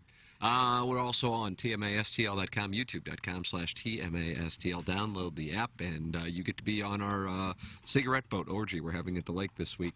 Kind of going to be fun. All 5 of us will be sleeping together. Is You there a get to watch, cabin get below Randy. deck? Do cigarette boats have a place where you walk down below deck? And The one that the Plowhawk and I have rented does. does it really? Yeah, and it has a lava lamp. Now Biff has a nice Water boat. bed. Biff has a nice boat down there. You think he'd lend it to us? Oh, 100%. Yeah, I'm sure he wants to be at the orgy. Yeah. Yeah. We'd add him. Speaking of orgies in the Quad Cities, ladies and gentlemen, it is our pleasure to welcome to the Steve Schmidt Kia of North County phone lines. You will see him on the course this afternoon on the Golf Channel as he and Chris Nagel mount a Sunday charge on a Friday afternoon. Michael Wellington. Oh, wow. We'll see you at St. Andrews in 2 weeks. That's what we're doing here. Thank you, gentlemen. That was very rousing. I called a little earlier than I was supposed to, and was that Joshua on the music? Nah, as I was waiting? No, it was a local guy. I forgot his name, but yeah, it's a good beat, right? Yeah. Well, I've seen Joshua live, and he's special. Clip that off. Clip that off. That's so good. Yeah, maybe put that in Nagel's AirPods while he's on the range this afternoon and just see what kind of impact it has. Wow, I'd love to hear the reaction to that. Michael, before we get into yesterday's round in which Chris shot 5 under and is tied for 5th heading into the second round, you boys will take the course this afternoon. A lot of us are interested in what the Hinge, Bumble, Tinder scene is like in the Quad Cities. Yeah, I thought you might be. I have to say, it is surprisingly stronger than I thought it was going to be. Sure. You know, it's a step above the Gateway City. Unfortunately, dog. I wish I could say these things about my beloved hometown, but yeah, it's pretty quality. It's certainly not on a Boston level or like a Nashville level or anything like that, but you know, a step above the Gateway City. Huh. Doug, that's an alarming commentary. Right. A step above in what way? Well, that's a good question, Doug. I think the thing that I've noticed is there's a lot of kind of cheeky tattooed women here. Oh, I like that. Cheeky tattooed Yeah, women. some people, I'm not sure if I'm even into it, but it's very interesting to see kind of these, I guess they're like proposals on the app, right? This is what I look like, this is what I like. Yeah, there just seems to be some sort of flair here for a little bit extra. It's not, let's put it this way, it's not boring, which you'd think it would be because we're in where are we, Moline, Silvis, Illinois? Yeah, but you're in a tournament style. Are there John Deere Classic chasers? Maybe there are girls that just come there just to try to pick up a golfer. I think those girls just go to the course and get a ticket. Okay, that makes more sense. I mean that would be just a guess for the most part. I mean, I'm sure there's some that are on there, but also again, maybe they would be more apt to go to the tournament in Charlotte, or if the tournament was in Chicago, or a bigger city. But I think the real serious ones, Plowhawk, they're on the ground. So there are attractive women out there looking for caddy strange. Oh, I don't think they're looking for caddies at all. I think they would scoff at the caddy situation. Oh no! They want the players, Doug. They want the they want the high profile players. Well, you can tell them you're a player, right? You're just there for a couple days. Yeah, might as well see how it fires. Michael Wellington with us. What time do you guys go off today? 2, right around 2. I don't know the exact. I'll probably get that exact time pretty soon here, but yeah, around 2. He is getting some national attention. Well, I mean, I've been talking about this guy's golf game for a long time now, and he rightfully so at this point. I mean, he's playing. How many PGA Tour players has he beat in the last 3 events, including U.S. Open sectional qualifying? I mean, the guy just plays at this level. He just does. There's no champagne room. There's no hocus pocus. There's no smoke and mirrors. The guy this is how he plays. And when he's playing well, he can beat a lot of people. And I think he can beat everybody. And I got to tell you, it's obviously fun to watch. And, I was thinking about his deal. This was kind of going this way a few years ago after he got into Shinnecock. But then, people don't remember that he broke his foot. And that put him in a weird, set him back. And it's taken this amount of time to kind of get back to. I mean, I think he's better than he was then because he's more experienced. But this is just how he plays. He has the length.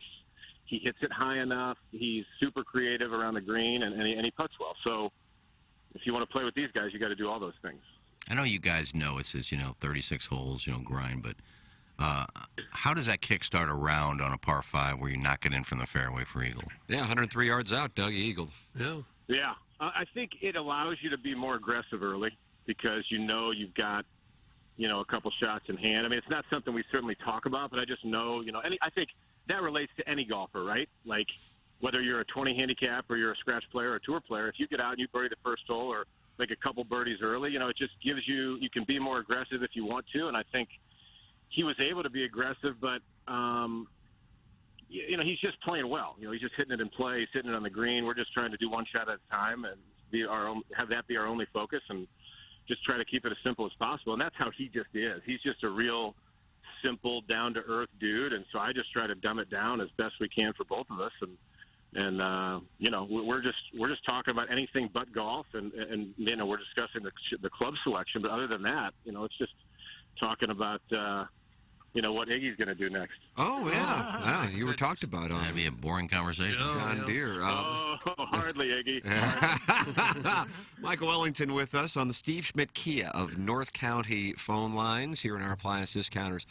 8 o'clock hour, he and Chris Nagel up at the Quad Cities for the John Deere Classic. Nagel finishing yesterday 5 under par, 4 off the lead. JT Poston must have just had a hell of a day because he really separated himself from the field. What is Chris's mindset when he's out there and that's going on? Because I get the sense from talking to you that he's not necessarily in awe of the situation. I mean, he's played in 2 U.S. Opens, and no disrespect, but, I mean, this is the John Deere, so if you can handle playing at Shinnecock and playing a couple weeks ago at the Country Club at Brookline, I don't imagine you're particularly intimidated by the situation. But he finds himself where he is, and this is a different set of circumstances to have that kind of round and be in a position to, at this moment, be in contention to win a PGA event.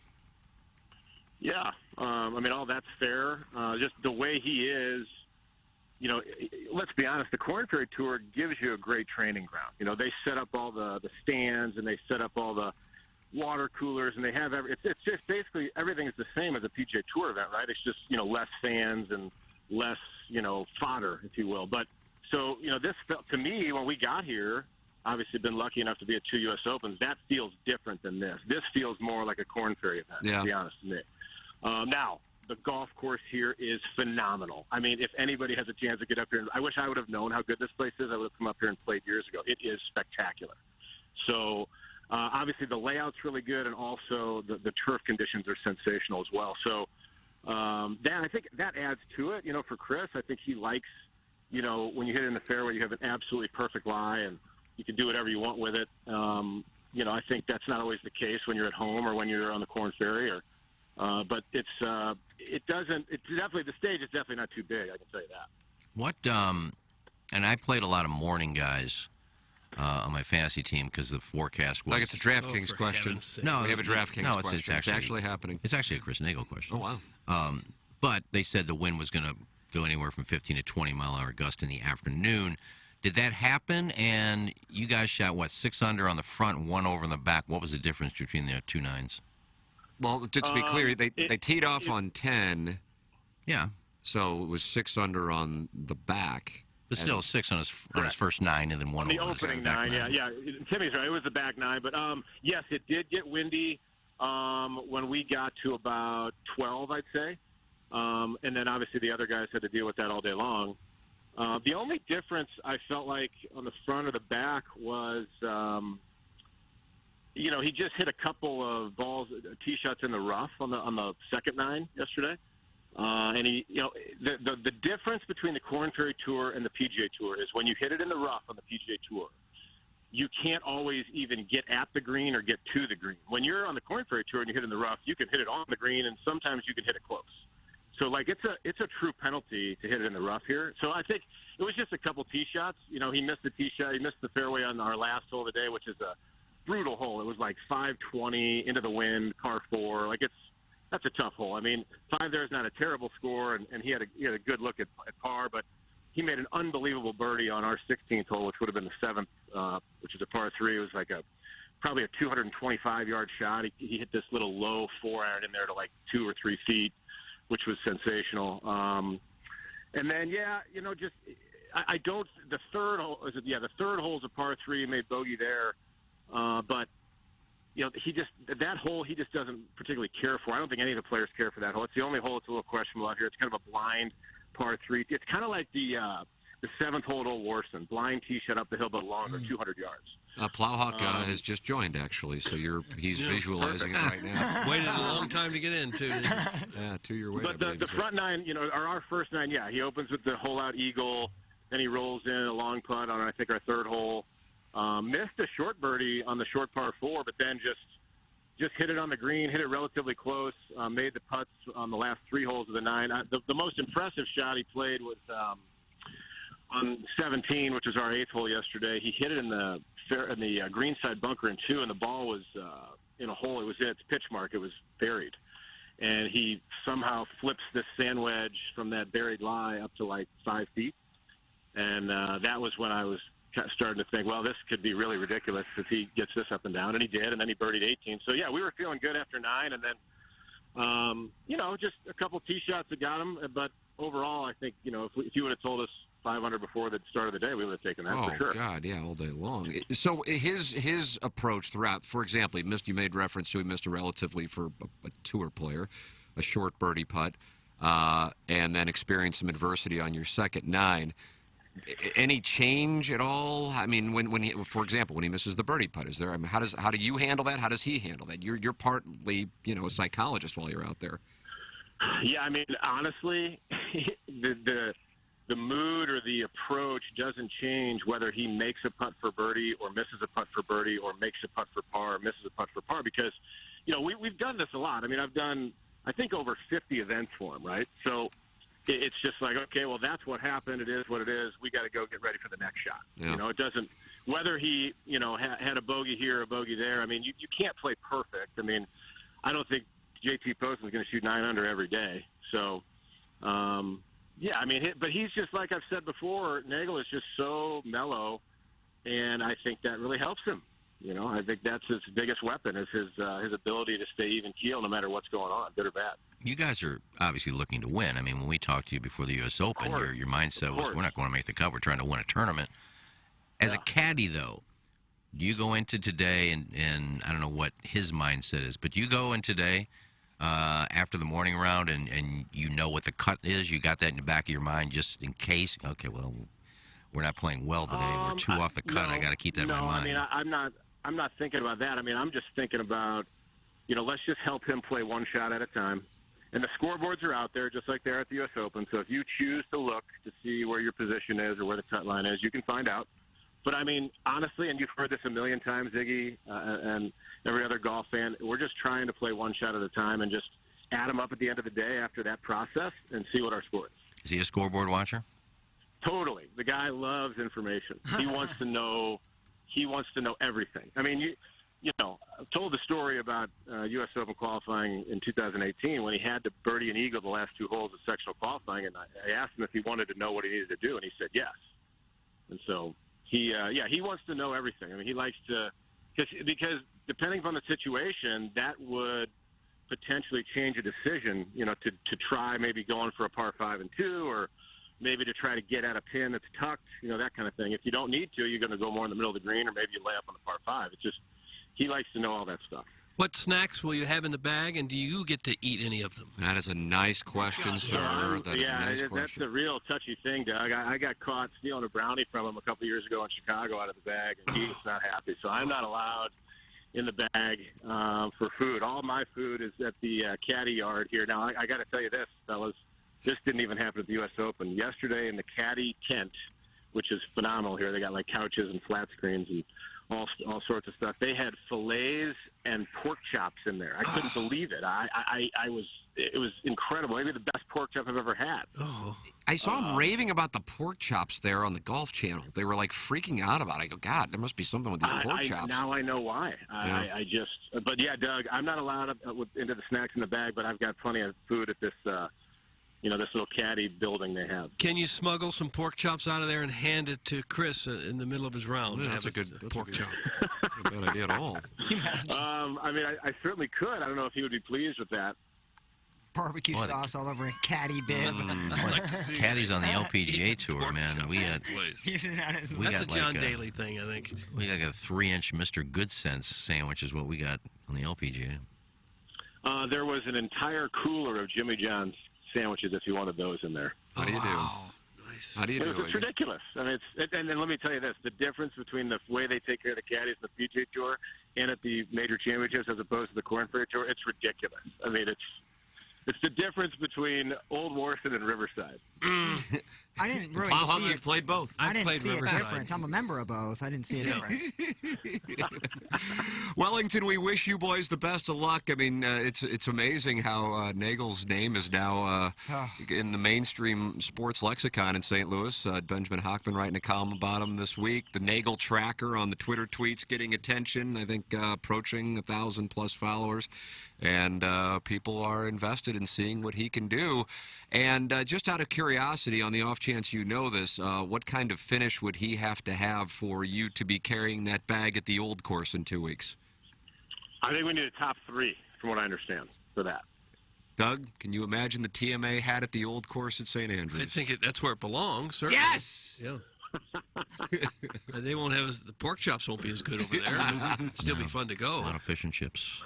Well, we certainly, we definitely appreciate the support from St. Louis. I got the Cardinal hat on this week. There was a no-doubter. That was an easy choice this week. But, yeah, we love representing St. Louis. I think we're both, very proud to be from there. And, we're going to do everything we can to bring this trophy back there. I think if you do that, I think you'll see the Hinge, Bumble, and Tinder situation in St. Louis improve and surpass the Quad Cities. I might just have to stay here. Well, you do well when you get your picture in front of the trophy without Nagel. Not saying like you're you, a pro, like that's you nice. won. Yeah. Right. It's a good idea. Did Plowhawk knows how to do it. Did Iggy ever get you into that tournament in Springfield? He was going to clear the way down there. Oh, yeah. What happened down there in Springfield, Ig? I told the story on the air. I told you what happened.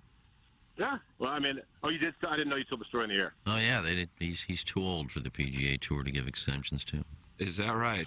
Well, hilarious. he might just win on the PGA Tour, so And shove it up their ass. and shove it up their ass. And then say, we win, wouldn't and need to go then to win, and then call and And say, then- you and guys then want me also- at the you want me at the price cutter? I can come play. Screw you. And then lead the No, field in driving distance at the U.S. Open. So kind of we win speaks of here, the and age I don't thing. think there'll be an appearance in Springfield. All right, Wellington, good luck this afternoon, sir, and all weekend. Thanks, boys. Have a good one. All right, thank you. There is Michael Wellington. Yeah, it's amazing to see how, a guy who, understandably, why would anybody really know or, no disrespect, care what he's doing, has kind of become like a franchise here in St. Louis with people following and pulling for Chris Nagel. That's what we got going on here. I'm surprised there's so much emphasis on his age. I mean, this is not football or basketball we're talking about. It's golf. People play well into their 40s and play extremely well. I agree with that. I think the difference is he really hasn't had success relative to the PGA Tour at 39 and to have a wife and 3 kids, 3 young kids too, and still be chasing the dream. But then, not just chasing the dream, but then, like I said, he led the field in driving distance, I think, in the 2nd or 3rd round at the U.S. Open. So that the age, the reason why it gets brought up is you lose distance. That's what happens. But he's out there and he's out driving guys who are 21, 22, or in the case of the best players, Rory McIlroy, who's a bomber, and whoever else would be in that category at this particular moment. It felt like Nicklaus was an old man when he won the Masters at 46, but I think those days are gone. Guys keep themselves in much better shape now. Saw Mickelson at Kiowa last year. Yeah, there's some great players in their 40s. And I'm telling you, I mean, not that, if anything, it might work against Nagel should the miracle happen and they actually get to the Open, which would be ridiculous, especially considering it's St. Andrews. But you saw Tom Watson in 2009, and what was he, 59, I think, when that happened? Oh, that run was great.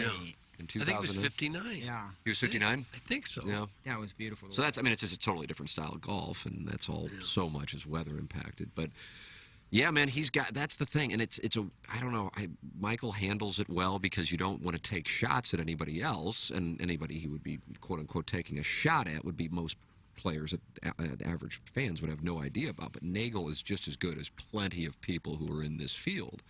It just hasn't happened yet. And that's what, I've told the story before, and I played with him last year, and we were just BSing. He goes, there is a gap between the top 100 players in the world and then the rest.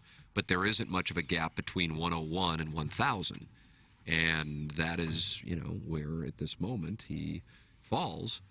But you just got to get the break, and maybe this weekend is the break. If you can go up there and hang at the U.S. Open, when plenty of those guys didn't make the cut, and then you go out and you fire a 6-under on the first 9 you play in a PGA Tour event, albeit it's the John Deere. I think it's important to establish that we're not talking about, we're talking about one of the lower events, but it's still $1.3 million, and it still gets some exemption, and it's not like butt-asses win it. I mean, Lucas Glover won it last year. He's a U.S. Open champion. So either way, super happy for him and really happy for Wellington that the Hinge situation is apparently better in the Quad Cities than St. Louis. And if you can get a good Moline pork chop in your system before you play, I agree that's with you. got to cut 2 or 3 strokes off your score. I agree with you, and I don't think it's been said enough. I'm hungry for pork chops now. Dude, Sunday, I mean, regardless if it's the John Deere or not, imagine how great it would be Sunday he's in a final pairing. Or even in the I am second sound group. I in. mean, I am there all day watching it. You have really great coverage. You just don't see him on Twitter. You're actually national television. They obviously follow those 2 or 3 groups, and that would be so That'd be the fun. best. I would absolutely love it. Well, a lot of people don't, outside of St. Louis, they look at Nagel and they say, another guy just playing in a tournament nobody's heard of. But, I mean, look at the leaderboard. And if you don't think Chris can win this thing, I mean, obviously JT Poston is a no-name. Mike Gillick. 2 gloves, Tommy Gainey, -6. Don't go after guys with 2 gloves, thanks. My God, he got his big break on the Golf Channel. Oh, that's Tommy Two Gloves? That's actually Tommy Two Gloves? Tommy Two Gloves Gainey. He's in the field, so that'll tell you. Mike Schwab, 200 for the day, is in 3rd. David Lipsky, Fratelli, Vaughn Taylor, Gottenrup. You going to read the whole list? CT I think he is. Pan. I'm just going down till you see a name you've seen. CT Pan. Ricky Barnes, who gets in like 3 tournaments a year. So then there's your top 10. Didn't Finau get started on the big break? I don't believe so. No, I love that show. I think he did. He, I don't pulled it remember. up. Finau and his brother Gipper competed on Golf Channel's Big Break in 2009. Wasn't that Ronald Reagan? The Gipper, yeah, because he played the Gipper in a movie. He was on it in 2009. Don't remember that. Win one for the Gipper. So I just remember nice. 2 gloves. Tommy Gainey was, though. Don't even believe he won it. If you have 2 gloves, that doubles the cost that you have to lay out for your gloves. Well, they don't pay for their clothes. Nice. Think about that, Iggy. They don't pay for We their, need to keep playing. They don't pay for their clothes. Those guys don't pay for anything. Oh. They show up, they got 4 or 5 dozen Pro V1s in their bag, 7 or 8 gloves, 2 pair of shoes. Well, it's a nice living. Hey, it's Friday, and it means it's time for the drops of the week. All right. Hit the lever, Plowsy. Iggy's Drops of the Week. Freeze like a cryogenic lab. Yeah. I would have studied up more on Vaseline had I known that. Wait, I don't think that's the right one. Doug, what in the name of all that is holy? We were halfway into a nice Vaseline take. Iggy's Drops of the Week. All right, I knocked over my porn card to give my butt plug. What did you call it before? Motorboating. You'd probably pay millions to have my Rolodex. There'll be some twinks looking for Twink Strange. Cuck. What's that? I smell a cuckold. Damn, nice ass, King. Did you this take is not wet paid pink? for. Where is wet pink? It's not the red, it's not the blue, it's the pink. Lola Sin, I think was her name. She's a newcomer. She's a Spitfire. You'd sure like him as your stepdad, wouldn't you? Cuck. What do you think's more popular, the physical attraction to a stepfather or the father-in-law? Oh, God. Hey, Tim, you had a Lexi Thompson take on Monday that was out of this world. What other station in the country is going to break down scissors for you? God, that butt plug. And the boys was looking. Duh. A lot of emphasis on freeing the nutsack. Cuck. I probably could have gotten into the John Deere if I'd have Monday qualified. Really wasn't a great story. I don't know why I told it. This is Balloon Party with the Plowboy.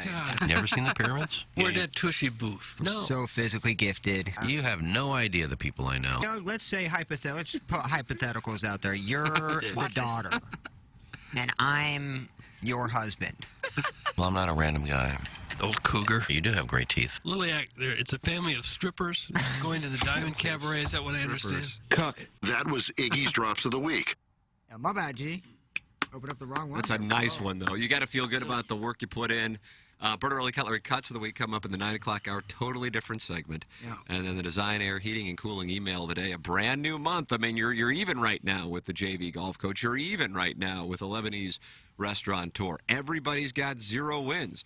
JV Golf Coach won the month of June. And we'll see who can win the month of July.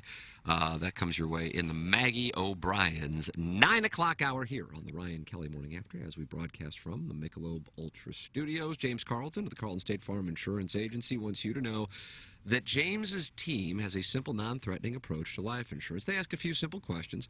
And if you didn't make it home tomorrow, what would you want to happen? Do you currently have plans in place to make that happen? Would you like to see how inexpensive it can be to make sure what you want to happen will happen, even if you're not here to see it happen? Although the worst is unlikely, no one would leave the driveway without taking care of their kids, putting them into a car seat. Life insurance is no different.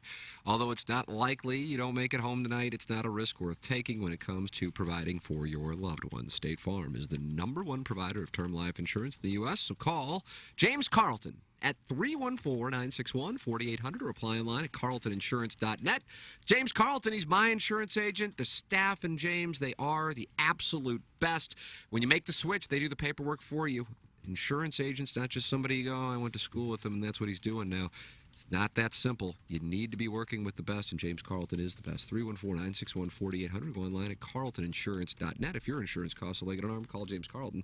State Farm. Doug, can you tell the audience about Ryan Kelly? I've got him as our title sponsor, and I've got him online at thehomeloanexpert.com. That's what he is. He's the home loan expert. You know, the housing market has started to cool, but inventory is still low, and houses are selling fast. You need to be pre-approved today with the Home Loan Expert. The Home Loan Expert has lower rates, loan programs for almost everyone, and that 10-day closing guarantee. The Home Loan Expert will have you ready to close when the perfect home hits the market. Get locked in today if you're looking to refi. The rates are a quarter point lower than the national average at the Home Loan Expert. They don't just talk lower rates, they have them. Don't hold off any longer on your cash-out refi.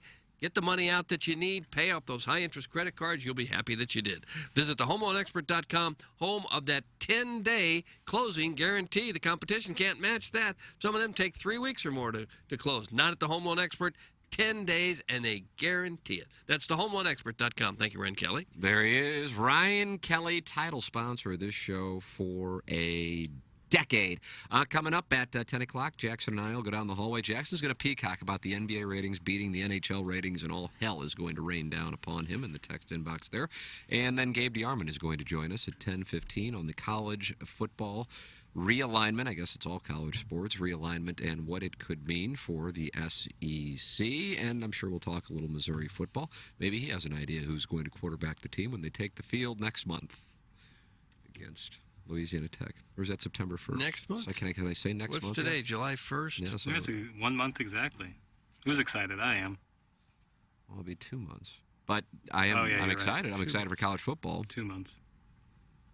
Math is hard. I guess. I'm going to go down to see him play at Florida this year. Oh, are you really? Yeah. Ooh. Doug at the Sweet. swamp. Yeah. Nice. Driving down. No, drive down. Get to see him one last Drive time. I make. That's my stop. Flights are still rather cheap this far out. Now, I'm sure it'll be canceled when we show up, as most flights seem to be these days. What are you taking, American? Southwest, I think. Be fun. Yeah, it'd be great. Maybe a W. Just going for the weekend? Going for a week. You know, my son lives down there in Tampa. Another vacation for him? Well, we do get like 3-4 weeks a year. Do you? Yeah. Doug, what's going on right yes, now? we do. I thought we get Feels two. like the beer Now cans learning. I thought we get 2. Well, if I get more than that, I'll start taking more time. Yeah. Yeah. Yeah. We get more than 2? Well, I think it's an individual by individual Oh, yeah. basis, and We've both and been some here of the for players us, are in but- different positions in negotiations than other players. How long you been? How long you been Probably here? what it is. Compared to how long have I been here? Well, you've been in the business 30 years. I've been in it 40 some odd years. Not in radio, but how long we been at the station? 6 months. Oh, yeah. 6 months almost to the day. Right, so yeah, it makes sense. You should get more time than me. Well, This seems like a question for HR. I'm sorry I even brought it up now. what's up, Tommy? Oh my! You make up vacation time and time you miss by when the show's actually on the air. Doug came over the top. But Swope did the math and said 42 minutes in a week. I don't believe that. No, that's not true. Well, it could be. I think it actually is Oh, probably the right number. But if Well, it is 8 it's almost- minutes a day for It's almost 5 days, It's almost that's 5 40 minutes a segment. It's 5 minutes every time we break. That's pretty I'm not close. 5 minutes late for a break. Yeah, you are. Oh yeah. I think 25 minutes is a better Either way. number. 42 is a lot. Either way, it doesn't matter. Yeah, but it adds up over the course of the year. That's There amazing. goes your vacation time spent smoking. It's amazing. People bitch that I talk too much, and the same people bitch that I'm late for breaks. I mean, make up your mind. You're just walking off your vacation time. That's all. Well, that's fine. I'll take Vacation spent smoking. That's just deduct it. I take 2 weeks, but I get 4, but 2 weeks are spent smoking. That's fine. I'll take it. Okay. I'm not getting paid for it, but Well, I didn't mean to open up this can I'm gonna of start worms. getting All I paid to said is I smoke was then. going to a football game. well, it's better than your last vacation. You went to Pittsburgh. That was just like for a day. I was gone a day. I took a Friday off. I was there Friday, Saturday, Sunday, and back on Monday. That's not really much of a vacation. It's 1 day off. Iggy, you're well known for your vacations being in the winter holiday season. Well, I've already said I take the week after Thanksgiving, the week after Christmas, but now Doug says he gets 4 weeks off. I'll have to check to see what it is exactly, but I've taken 6 days so far. We're halfway into the year.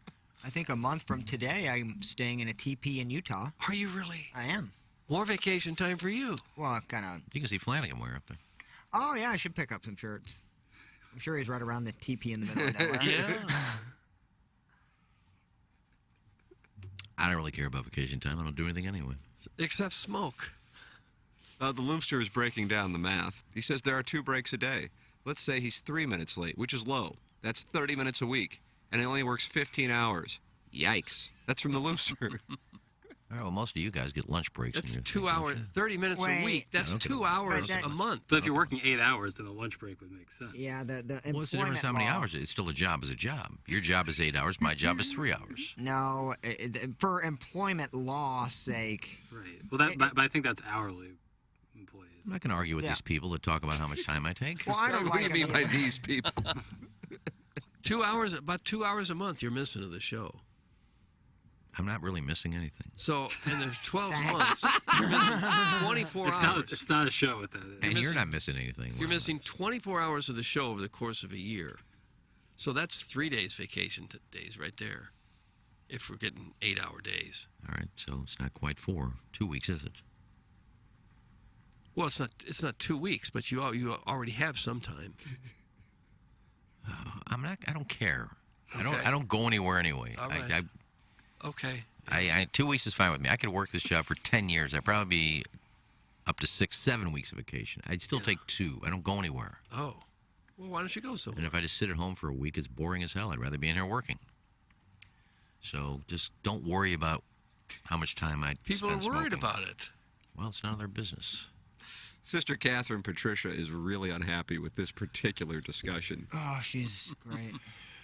You're a producer. I'm not a producer. No. You're not the talent. Stop talking and produce something, you pork rind. And if you're truly upset about vacation, maybe you should learn how to negotiate. Could you possibly complain any more on the show? That's from Sister Catherine Patricia. Well, at least you get the show. Ugh. At least you really understand where we're coming from here on the show, so thank you for that, you dumbass. Oh, man. Doug, a member It's a nun. I shouldn't say that. It's not. Especially It's a being pipe you're fitter, 138 years old. You were 106 when I went to grade school, so you're I probably took one older day than to go that. to Pittsburgh, and it's still stuck in your craw, isn't it? No. One day. Rocky went to Chicago like twice last year, and he wasn't happy about it. Yeah, because you had to run the board, and then I had to do your job. Wow. And you don't know my job title, Sister Pat. Sister Pat. And I think the funniest part of that was like, go produce something. As if Yeah. like right now they're this Things need hardcore producing. audio file that Right. needs production. I'll go produce. I'll go in the back, and I'll get to the computer, and I'll block you from ever texting in again. How about Wow. that? That'd be my producing job for the day. Wow. What the percentage that you're able to do that? I don't even know how to block. No, I don't know how to do that. I don't even know how to get on the text line. Keep bitching all you want. Yeah, this opened up a whole can of worms. You're a producer. You're Unintended not consequences. Well, we were talking about your trip to Gainesville. Yeah. How I drive there. Where do you fly into, Jacksonville? Well, we're flying into Tampa to see my son, and then we'll drive from Tampa to Gainesville. What is that, you think? 4 hours, 5 hours? Something like that. I'll take the under on that. I bet it goes for like I'll try to get you Dillian. 2.5. I don't need Dillian Harper's number while I'm there. I don't. I think she's in. Where is I won't be seeing Dillian Harper. Where is Merritt Island, Florida? Not familiar with it. Merritt Island. Is that Tampa area? It's only 130 miles between Tampa and Gainesville. Is that right? Yeah. Wow. 2 hours in, maybe. When I'm making that drive, Gainesville, I know I got about 2 hours to Orlando. And then when I'm in Orlando, then I know I got about 2.5 hours to Jupiter. Merritt Island is kind of by Cape Canaveral and Cocoa Beach. Oh, really? Yep. God, she moved up there. I thought she was in Tampa. So is that going to be out of my way at all?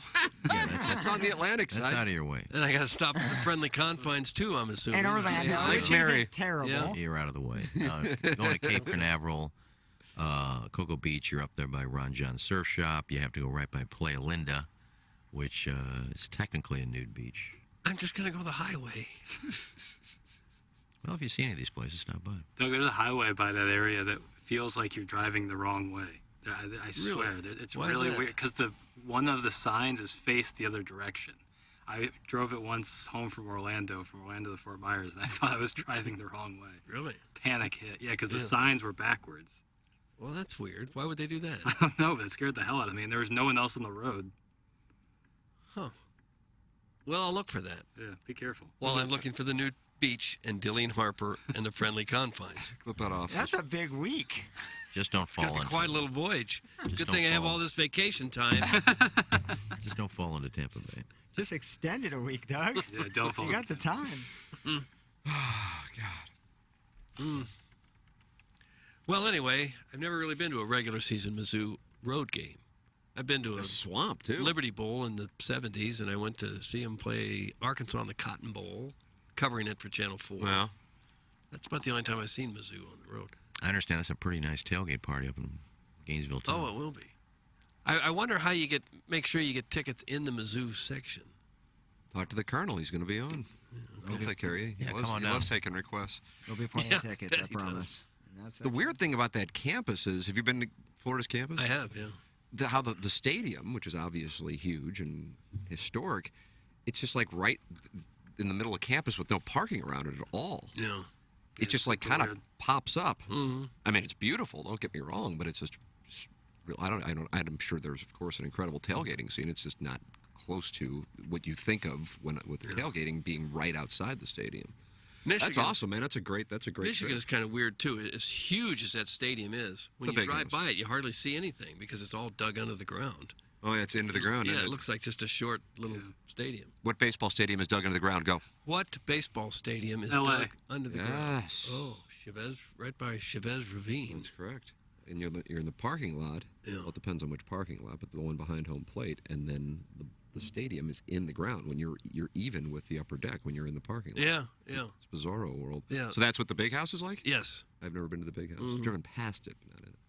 I hear the big house, like, it's so, like, they build it so out instead of up that it doesn't feel as big as, like, the Horseshoe at Ohio State, where it's built more upwards. Tennessee got the best stadium in college football. And I don't even know if it's really close. They got 90,000 in there. They got that boat passage from Campit. Like, it's just all super cool. You could be a fan or A hate boat Tennessee. passage? Like, you can go to the game via boat, I do believe. Oh, really? Yeah, that's kind of the cool little feature. I just think the money that school has. Them and Texas are like the two big NIL schools. What stadium would you most like to go see a college football game in? Rose Bowl. Man, Instacall. I'd say Notre Dame. I haven't been to Notre Dame. Oh, really? Is that I right? haven't I've seen been a there game probably like 5 or 6 times. It is pretty cool. I would imagine it's a totally different atmosphere because it's, a little older and not necessarily as many students, probably relative to a lot of places. Probably a little calmer, I would think. I could be off. You can tell me I'm wrong on that. I don't know. I can't. Obviously LSU is an extreme example, although Brian Kelly has made the transition. But Notre Dame vibe is different than an LSU vibe. Brian Kelly even picked up a Southern accent the first day that he went down there. Likes to dance. I'm going to go off the board and take Folsom Field, University of Colorado. Yeah, You I ever seen the heard. pictures, like, with the mountains and the sunset? Yeah. Yeah, I want to do the Grove. I want to do Ole Miss. That's Nice something play. that's not only doable, but I'm looking for a full-fledged entertainment, Oh, are you post game, and I think that's where it's at. Again, not a fan of the program. We but I should think go that'd down be there and fun. do a show there. I'd love that. I would Do a show absolutely. on like Friday, Thursday, Friday. It's a bucket list item, man, to go out Yeah. there and kind of just check the scene out because I've heard so many great things. Getting a Swing Haven Byerly board trailer. member just sent in a picture of them tailgating, but I don't get this. Where they at? Anybody in the Jackson? You're the only one in the text inbox, right? Mhm. What is that? Oh, that's the most southern point in the U.S. They're in Key West. Yeah. Doug, what program is located in Key West? Well, no major colleges there. They would probably be Florida fans there. Yeah. More so than Miami. Love to live there. You belong in Key West. Never is have where to you wear belong. shoes. Well, you might step on something. I'd just be a bum. Niggy, here's the picture. 'Cause I guess I don't know what this was sent in for. I don't know why this was sent in for. Tailgating before they're cuck. No, just attention whoring, let everybody know they're in Key West. Everyone, that me, is? that wasn't me and Tim, though, basically. Yeah. What's that? Hmm? What's that? No one can hear anymore? Are we on air? Yeah, we are. It's working? No, they're Hope just. so. Well, they're texting it to the text inbox. And me and Jackson are the only Yeah, ones. so they wanted to impress you in Jackson. Look, we're in Fort Myers. Doesn't take We're in- much to impress We're in me. Key West. That 45 seconds of show there, it felt like nobody was on the same page. What's Oh, that? here it is. I see. Well, I just thought there was I didn't know there was text associated with it because all I could see was the No, I picture. didn't see it either. Boys, since we're talking Florida, here is a nice picture of us from our trip to Key West last week. Swing Haven board member. That's nice. We should. People just send us like postcards. Well, they do. Guys send in pictures of their significant others, and I've never really understood it, but it's It's nice. always Ray King. It's always Ray King. And if you're old school, send us some slides. Yeah, send us a pic. Is that what people used to do, Doug? They would go on vacation and do a slideshow after. Yeah, they take slide pictures. Yeah, we have. That's how your pictures came back in slides, and then you'd have to set the projector up at home and go through that and watch them. GAF? GAF Viewmaster. Henry Fonda used to Henry say. Fonda. Yeah. GAF. Were you down there for Exotica Week, Swing Haven board member? Oh, brother. Let me guess. Here we go. They're in Portugal now. They're in need to find a Burger King. Anybody know any? I'm in the Azores. Anybody have a good rice joint? I'm in Libsyn. I need to get a Burger King. I need to. Yeah, well, we'll see. Swing Haven board member, was this some kind of event in which there was sapphic play at the nation's most southern point, Doug? Yeah, I don't believe it was Exotica Week, but I could be wrong. Doug, was it Exotica or was it? I don't know. I'll ask Dillian when I see her. The friendly confine. She's in Merritt Island. You're not going to find her. Oh. God, could you imagine you pick up Dillian and you go share a pot pie at the friendly confine? I just hope you get a bite or two of it. Pick the show content for that one. Iggy, I think you belong in Key West. I think you ought to take steps toward moving there in your I could not retirement. afford to live there. Well, you said you're going to be a bum. It doesn't cost anything to be homeless. Well, that's true. I'm going to look up some Get yourself a tent. I need cigarette money. prices for real estate there in Key West. I still have to pay my credit card bills and phone bill. I need money. I was on briefly KC95 yesterday afternoon with Learn, and when she was talking about going to K, Now you're upset by that. My vacation time and Tim's visit with Learn. We're just kind of trampling all over you, aren't we? I'm trying to get on that show forever. Just trying to rub it in your face. Tim just walks in and goes right on. Go ahead, Tim. And I believe she was talking about how she's going to Key West, or how she had been to Key West. Oh. And so that's I was wondering if that's why the topic came up because of the Swing Haven board members. Picture apropos of nothing. I still don't know, why did he send it? Well, because Doug's going to the Florida game, but I mean Key West. And now Key the West floodgates and of Gainesville are just. Now people are sending in all the pictures Vacation of their wives and their feet. Dude, it is so expensive in Key West. Holy Is it? dude. Like, what's an apartment? What's it? I looked for rent, and then I put low to high, and 1 bedroom, 1 bath, 600 square feet Sounds is good. $2,600 a month. Oh, that's not bad. What would that be in St. Louis? 600 a month? 400. No, it depends on the area. Probably 750, 800.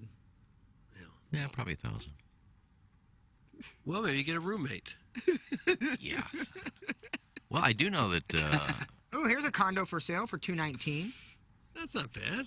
Princess Fierce Adbot lives in Key West. There you go.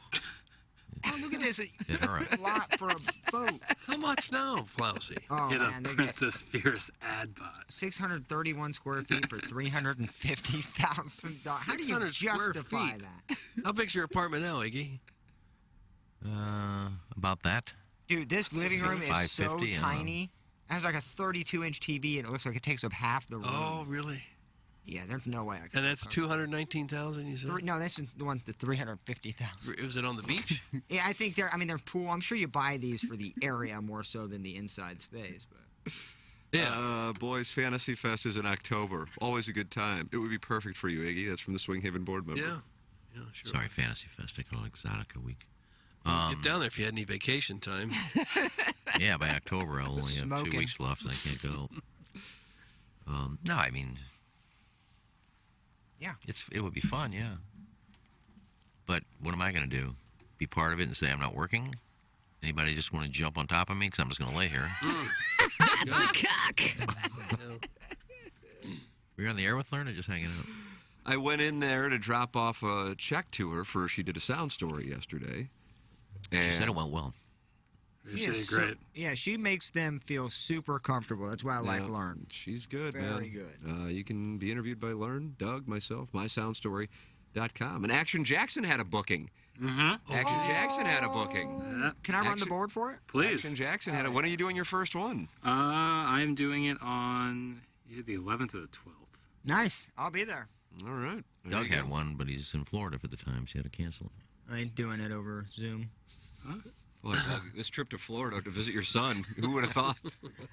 I mean, here's the best part. I get 4 weeks vacation, being real honest with you. Nice. Well, I mean, again, some of the players get different situations. I understand that. And I haven't taken a day yet. I only took 2 days, I think, when my son was born, but we had just started here. So, but I think we're going to go to Hilton Head at the end of the month, but I'm just going to do the show from down there. I might do 1 week right now where I take the week off.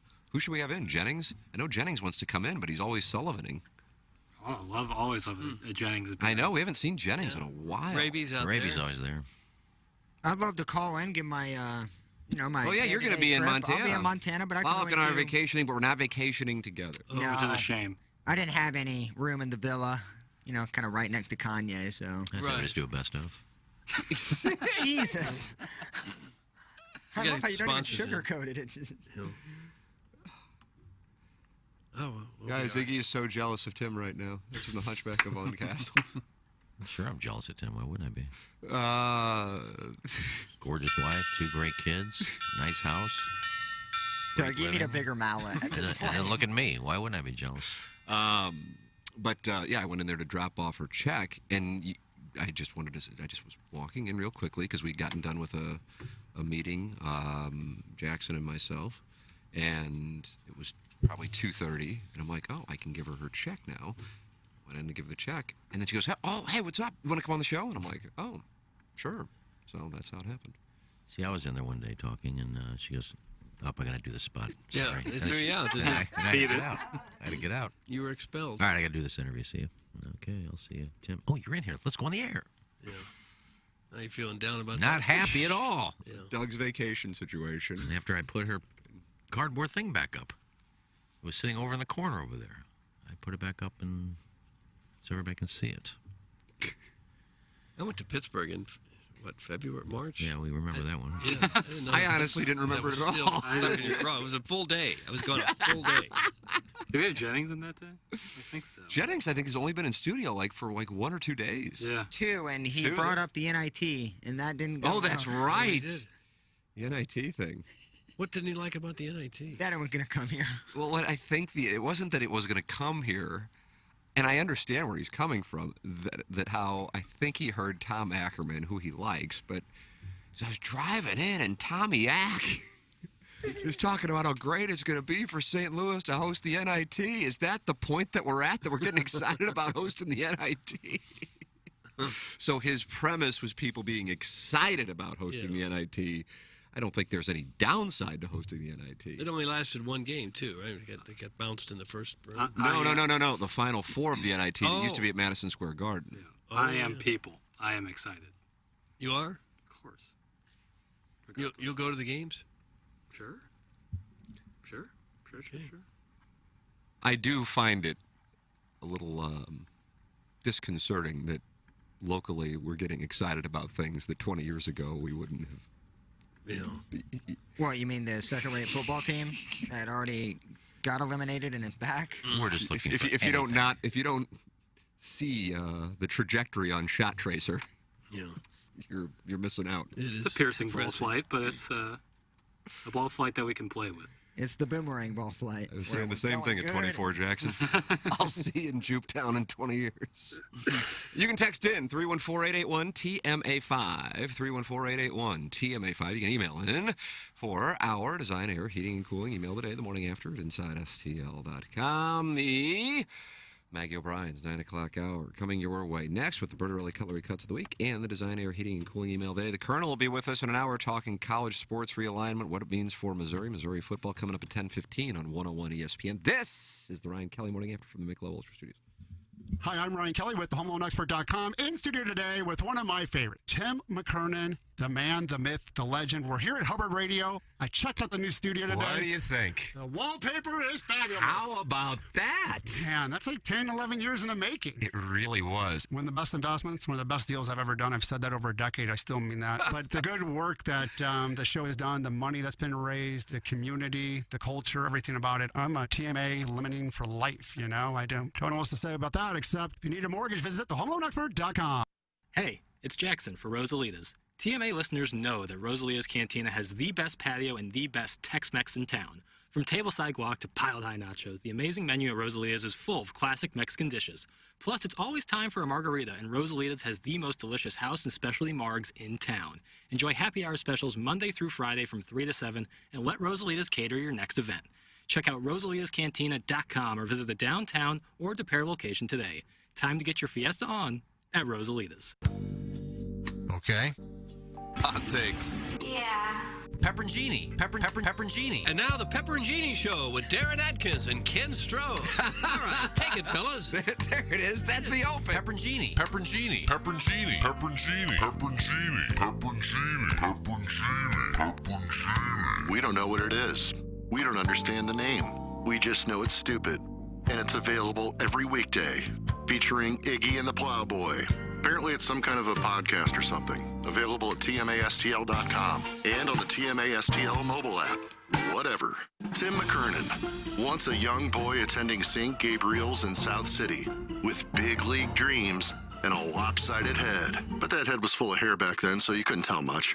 Anyway, who knew he would someday return to St. Gabriel's triumphantly as the host of a kick-butt trivia night that's all about the show he eventually created and finally brought to the big leagues, HD2 Radio. It's the first ever TMA Trivia Night, July 23rd at St. Gabe's. It's trivia all about the morning after. So if you know about Iggy's weirdo Hito obsession, or maybe how many days the dude from the poor part of whatever city has been suspended by Doug or whatever, this thing's right up your alley. Tables of 8 are on sale now. Ticket price includes food from Salt and Smoke and beer from the beer sponsor to be named later, plus late night food from Uncle Leo's Pizza. A portion of ticket proceeds will go to Friends of Kids with Cancer. TMA Trivia Night. Get more details at tmastl.com. This is Tim McKernan. I'd like to tell you about a company I started just a couple of years ago and they still own. And it's called Sound Story. It's essentially a 1-hour interview that we do either in person or via Zoom with mothers, fathers, grandmothers, grandfathers. They come in and they tell their stories, education, growing up, and of course, family stories, the wisdom that they can share with their loved ones for generations to come. It's an audio heirloom. It's Sound Story. To learn more, go to mysoundstory.com. App Madness, the final week, and we've saved the best lemming kiss-ass type prize for last. An hour in the studio with TMA during the show. But you've got to get the app, and you've got to register, and you've got to log in to win. Get the TMA app in the Apple or Google Play Store now, and get on it. Once you sign in, you'll get a keyword. Enter that keyword for your final chance to win. It's App Madness, and it's almost over. Find out more at tmastl.com. Remember how life used to be exciting and hold promise for all the good things to come? I used to work with a pastry chef from Bombay. His name was Mesfin. Remember waking up on Christmas morning and believing in something? Now, how that will happen, we haven't yet worked out, but I do believe in it. Well, that's all gone. In the air, left field, and gone. Best you can hope for now is a glass of bourbon and a plate full of ribs to distract you from your impending mortality. I could use some of that pork, pig boy. Don't fight it. Salt and Smoke. Live from the Michelob Ultra Studios, KPNT-FM HD2, Collinsville, St. Louis. This is TMA All Day. I'm gay. Now. The Ryan Kelly Morning After. KPNT-FM HD2. Collinsville, St. Louis. I got to tell you, I don't recognize it, but man, is it wonderful. Is this a Jackson selection? Of course.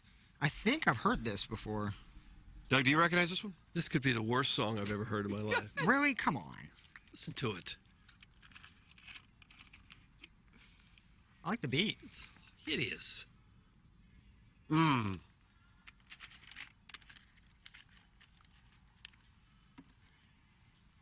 Jackson, what do you think? Fire. Doug, you hear that? Fire. Some record company said, yeah, let's invest in this. That's great. It's called Earthquake. Earthquake by Tyler, the Creator. How do you spell it? E-A-R-F Quake. Yeah, how you expect it? Yeah. I think that's a remake. I think the Mills Brothers actually did. They did this it originally. Song This is a sample. But it had a much better beat to it. It'd be funny to have a rapper do Glowworm, dude. Oh, yeah, it'd be a big hit. I think this album won a Grammy. You're kidding me. Igor by Tyler, the Creator. Oh, man. Respect How it, music has fallen. Who's this whining? Clip that off. That's really good, Doug. It's Ryan Kelly Morning After. This is the Maggie O'Brien's 9 o'clock hour, final hour for the week. The show is off on Independence Day. I would imagine that is understood. If it's not, Jackson will take your emails at Negril111 at AOL. Yeah, that's right. Read that email on Monday. Negril111. That's where all complaints. And how do you spell Negril?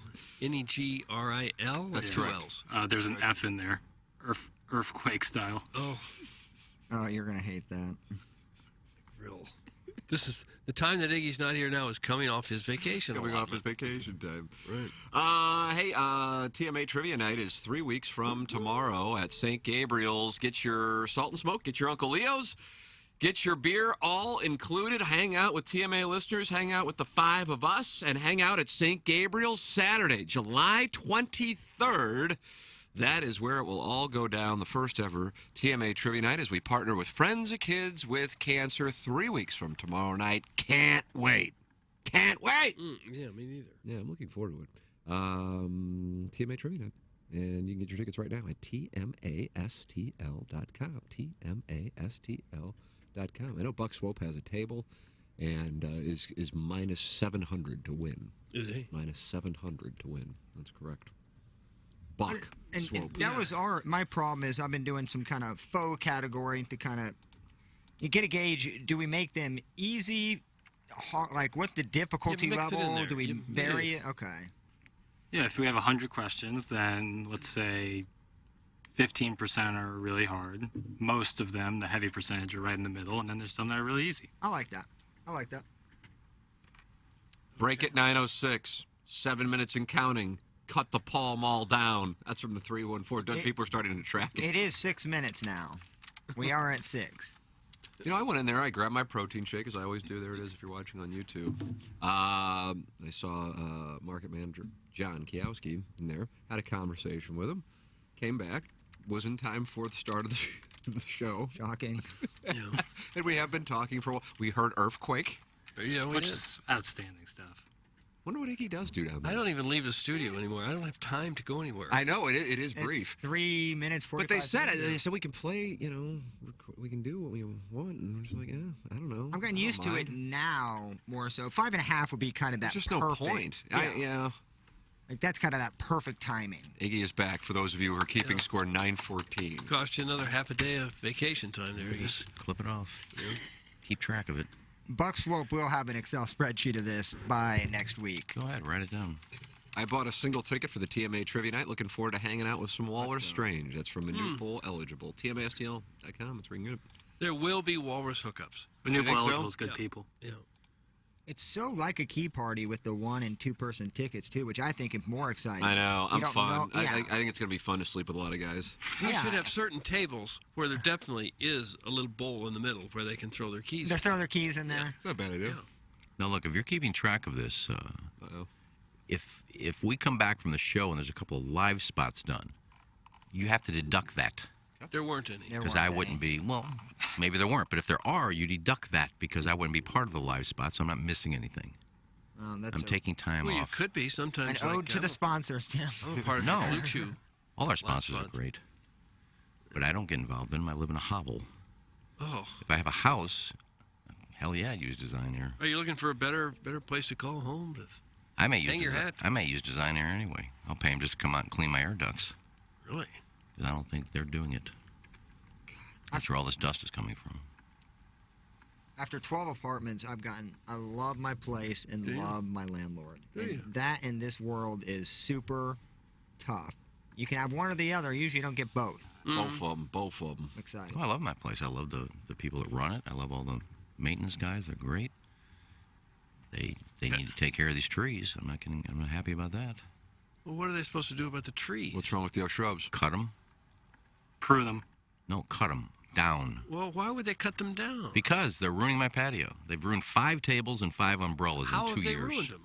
Because these trees, they're old and rotting. Every time there's wind, a big branch breaks off, smash. There goes another table, there goes another umbrella. This is an Iggy take. I'm 100%. Our neighborhood is a one-way, and we just had a dead tree fall, and I think total 3 cars. And my CRV was super cool. This tree, Jackson, was insane huge. And what if people were in those cars? And it was discussed. You know, the neighborhood has its own Facebook page discussed about the tree issues. A lot of branches were falling periodically. Yeah, that thing fell down, and you should have heard it, Doug. It sounded like a damn earthquake, and cars were just smashed and destroyed. High wind knock it down? Earthquake. Yeah, it was that storm last week. I think it was last week. It was like a Sunday or a late Saturday night, Sunday morning. Brutal. And I have nothing but bird crap on my patio. Well, they can't stop the birds. They can't. Do Well, they anything. can with no trees. Well, the with no birds can tree. still poop on your patio. No, Tree or they're no pooping sitting in the trees, pooping. They're not just going to fly by my patio. Oh, there's Iggy's patio. No. Oh, don't make that sound again. And there's a squirrel problem, too, that would take care of the squirrel problem. You know why we have a squirrel problem? Why? Because the complex across the street chopped down all their trees, so the squirrels came over here. Well, chop them down and let them go someplace else. Chop, chop, cheeky. You don't like trees. Not over my patio, I don't know. I So can't you're not a fan of the Green New Deal. Early cuts of the week. I don't know what that is. Are we going? Yeah. Okay. Let's do it. Rock on. Cuts of the week are brought to you by Bertarelli Cutlery. Visit them on the Hill or online at bertorellico.com. Cut. One. We had a party over at my niece's house for Memorial Day. We're going into a different story now. No, their neighbor across the yard came over to drop off some brisket, and he had no shirt on. He had nipple piercings. Nice. Oh. Did you still accept the brisket? Oh, yeah, he's a cool dude. The brisket comes like right from the chest of the cow, right from the front. Yeah, right from the front. breast. Yeah. Yeah, he had gold nipples. So a guy topless with nipple piercings comes and brings you food, and you say, "Great, this is fantastic." Just what Well, I he's a cool dude. He brought me some. Was he sweating or anything? No, he just got back from Florida. They go to Florida. Why He was had a tan. topless? He had a tan. Well, it's hot outside. Well, it's not going to cool you down. It's going to care. make you hotter, or you're going to get sunburned. I don't care. My grandpa used to cook shrimp with no shirt on, and he'd just sweat into the shrimp. Oh, God. Shirt cramps. He'd be boiling shrimp, and he's just putting the spices in there, stirring, and sweat's pouring off his head. Oh, Billy. that sounds good. Well, Oh, yeah, it's flavor, though, It boiled out of there, just a little salty. Cut. 2. But these two lesbians have been dating for 2 years. Took a DNA test and found out they're half sisters. I'd marry a half sister. You would not. 314-881-TMA5. I wouldn't. Well, I think it's illegal. Right. So you're saying Yeah, not in some states. if your parents were to no longer be married and your father remarried and had a daughter, you would marry her? Well, that one would be tough because if they had a daughter, that means I'm waiting 18 plus years. I'm in my 60s. But if it had happened 20 years ago, if your parents had gotten divorced when you were 5 years old and your dad remarried and had a daughter, you would grow up and marry that daughter? Yeah, I don't know what her personality is. I have no idea. I don't think that even comes into play. How many years apart? Half siblings can get legally married in Sweden and Brazil. Nice. If you're interested in relocating. So no. That doesn't make it any less creepy. So no U.S. territories? Apparently Jackson, not. maybe the law has changed. No, you cannot marry your siblings. No. Pretty. When we say siblings, this is a gray area. It's no, a half it's your sibling. it's your sibling. That's your sibling. Maybe. Both my siblings are that exact situation. Now it's time for Dum Dum Time on the show. From the 314. Is it a sponsored segment? It Dum should Dum be. Time? It should be. Cut. 3. What do you think's more popular, the physical attraction to a stepfather or the father-in-law? Wow, that's a nice question. Maybe we should use that for balloon party. Segment 3. It's maybe the dumbest question that's ever come up here. I don't have either, so. What's more taboo? Probably stepfather would be a little more taboo. I don't know. I disagree with that. Like if you find yourself lying in bed with your wife's father and you're just like, yeah, this is normal. That would seem taboo to me. But that could happen on a camping trip or something. You know, Well, it's yeah, cold what? out. It's cold out, and you got. I guess it's just time to warm up. No. Yeah, the father-in-law. There's something kind of romantic about it in general. There's nothing romantic about it. Now, Doug, he's the father of your wife. If you're So you're cucking your mom? Nurse? No, and your wife. Yeah, I mean. Cucking your mom mom's and your mother and father both taking. Stepfather, you'd be cucking your mom. What, Doug? Let's say let's just put hypotheticals out there. You're the daughter, and I'm your husband. I don't like the starts of this. I don't know if I like it either, but we're gonna play the handout. And you catch me. Would you be more mortified if I'm having sex with your dad or my dad? It's a good question. Is it It's a equal? scenario so hideous. I don't even want to contemplate it. I didn't mean to put you in the eyes of the daughter. I just. Yeah, would the My daughter be dad more or- mad at the father or her husband?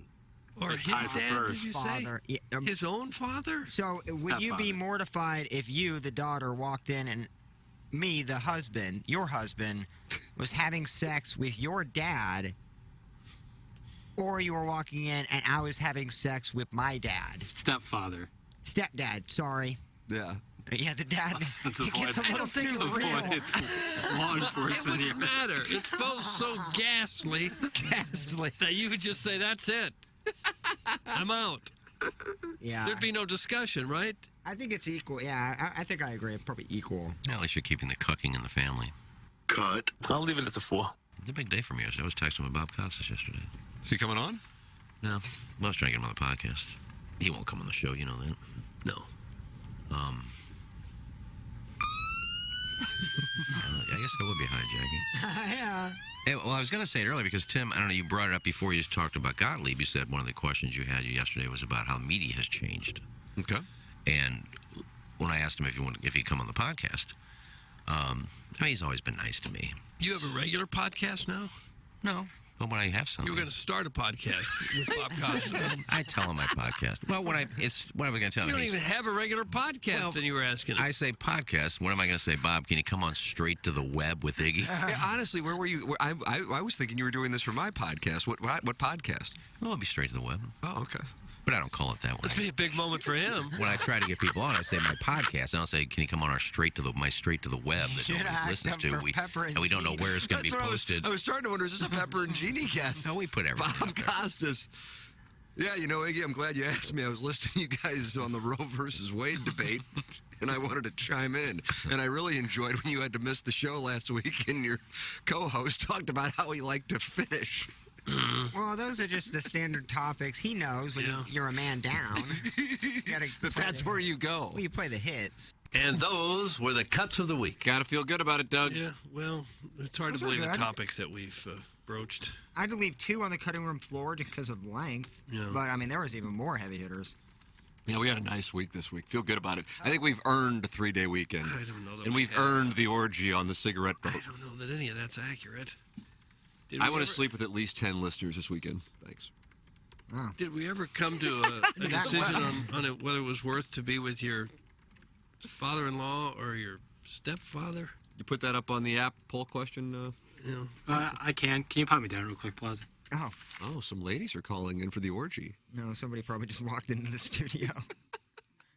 Asking him a question. You make a putt, idiot. Oh. Who missed the putt? John Hall. Yeah. That's a hijacking. When you interrupt us to say that John Haw has missed a putt at the John Deere Classic, that's a hijacking. Can you check and see what you think what they say the cut's going to be? I think it's going to be Minus 3. 1. No, I think it's going to be 3. Well, I mean, all I can tell you is Well, what what's the Data Golf is percentage? saying. Doug, let me check it on Data Golf for you. I mean, right now it's 1, but I think it's going to be 3. I like a tongue. Iggy 4 is live. It's right now coin flip between 3 and 2, but minus 4 is 6.7%. Biff says he's trying to call in and no one's answering. I literally just answered. He just texted me that Biff's on the Okay. line. So All right. hold on, before we go to it, let me tell people about Centric because it's important. Smart. The summer heat is, thank you, the summer heat is here, and that makes it the perfect time to train for a new career, one that gets you out of the weather and into a career you will love. IT. And Centric can train you for that career in IT in just 4 months. Want a career with unlimited opportunity? That's IT. Want a career where you can work from home? That's IT. Want a career where you don't give an F whether it rains or is sunny and 99 degrees? That's IT. And Centric can make that happen for you, even if you have no IT experience. If you're not happy with your job, call Patrick Nealon at Centric Training today. He'll walk you through Centric's hands-on program and show you how they help get you started in your new IT career. Then the only time you'll have to worry about the weather is when you have baseball tickets. Call 314-450-4714 or go to centric.com/STL. That's CENTRIQ.com/STL. Technology is the future of St. Louis. Centric can make it your future. Centric. And think about it. Also think about Fistful of Bourbon. Doug, I mean, what are you going to be drinking at our orgy? Bourbon. Nice. Indeed, indeed. It just helps you take the edge off. There's a new whiskey in town. Fistful of Bourbon's the name, and going down easy is their game. The kin behind Fistful has spent over 100 years concocting the finest blend of 5 whiskeys this side of the Smokies, making it the smoothest bourbon your mouth will ever feel. This is the kind of complexity that can only be accomplished with good old-fashioned hard work and sound alchemy. That's why Fistful of Bourbon keeps winning gold medals, blue ribbons, and whatnots at every fancy liquor competition from the Berkshires to Bakersfield. Get wise, pick up a bottle today. Don't be a damn fool. Please enjoy Fistful responsibly. You have 20 minutes to get your emails in for the Design, Air, Heating, and Cooling email today here in our Maggie O'Brien's 9 o'clock hour. Maggie O'Brien's, the great Eddie McVeigh, Maggie O'Brien's Catch the Game and a Pint at one of the 2 locations in Sunset Hills and downtown. Ladies and gentlemen, we welcome Biff to the Steve Schmidt Kia of North County phone line. Good morning, Biff. Biff. Hi, man. Yeah. Hi, man. Hello, Biff. Hi, man. Nice. Biff. Hello, man. How are you? Oh, he's there. Okay. Roth. Biff, we have an orgy on a cigarette boat this weekend, and we wanted to know if you wanted to join us. Yes, I shall be at Lake of the Ozarks for the next 4 days. There you go. With your big boat, That's right? awesome. Yes, on my big boat, yes. And you have nothing but guys joining you? No, the opposite. Girls. All girls. And all girls and just you? Yeah, girls coming and going. Yeah, a couple guy friends here and there. Oh, Now, Biff, you probably have a dock slip and everything like that. Do you have a place down there? Do you guys rent usually the same place every year? I'm sure this isn't the first 4th of July you spent down there, right? You heard of the Horny Toad at Lake of the Ozarks, guys? I have. Flip it off. Yeah, 14. This is my 14th year at the Horny Toad, renting a slip there. Yep. Sweet. You just sleep on your boat, don't you? Yeah. Oh, that's beautiful. Okay, I didn't know if you rented a Airbnb or if you were just if the boat right was there big on the enough to boat. accommodate. Good for you, man. Damn. Yeah. What's that, Tim? Well, he didn't say anything. I didn't say anything. I just said that's a really good deal. I'm just jealous. enjoying the show. Oh, yeah. As much as you want him to be interested in your boat slip, he's really not. You want to go smoke? But I'm interested in the lesbianism that's going to take place on the boat. I can tell you that. Do you think there will be a sapphic play, Biff? I believe so, Jim. I'm planning on getting photographs for you. Jim McKirkin with us on 101 ESPN. Yeah, I'll take those photographs. I'll enjoy those. Yeah, so will I. You sent me one the other day, but I need more than that. Okay, we'll work on it. Yeah. I just stay on Got the first boat. about the spank bank. I need a variety. So who are these girls you've lured down there? Are they friends from St. Louis or local strange? Yeah, Miley Mile. Oh, they come from all over. A lot of girls come down from Iowa. Seems to be a lot of Iowa girls down there. A lot of Kansas City girls. Really? A lot of that, Lee Summit, that area. Mm-hmm. Huh. Yep. And are you the captain of the boat, or does someone else drive it? No, I drive it. Do you? I wait till I'll drink in the evening. I keep it sober till I can drive the boat to the bars and then drink at night. Yeah, that's cool. Yeah. No, to answer Plowboy's question, I don't need to get an Airbnb. Just stay on the boat. It's like an RV down inside the cabin cruiser with got a bedroom, bathroom, air conditioning, all that stuff. Living an absolute dream. Nice. No. It's fun down there. Yeah. And if you get really lazy, you don't even leave the Horny Toads dock because they got 3-4 bars there, and then the Lazy Gators is right across the harbor. You can just walk over there if you want. Okay, yeah.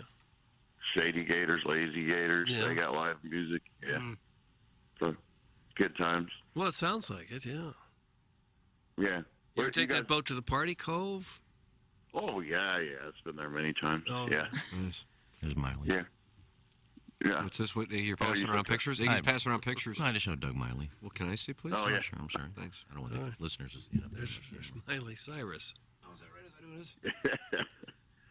Yeah, Miley's That's been the one down who there. used to be the Hot Shots waitress, yeah. Biggs, can I come in there and look? Sure.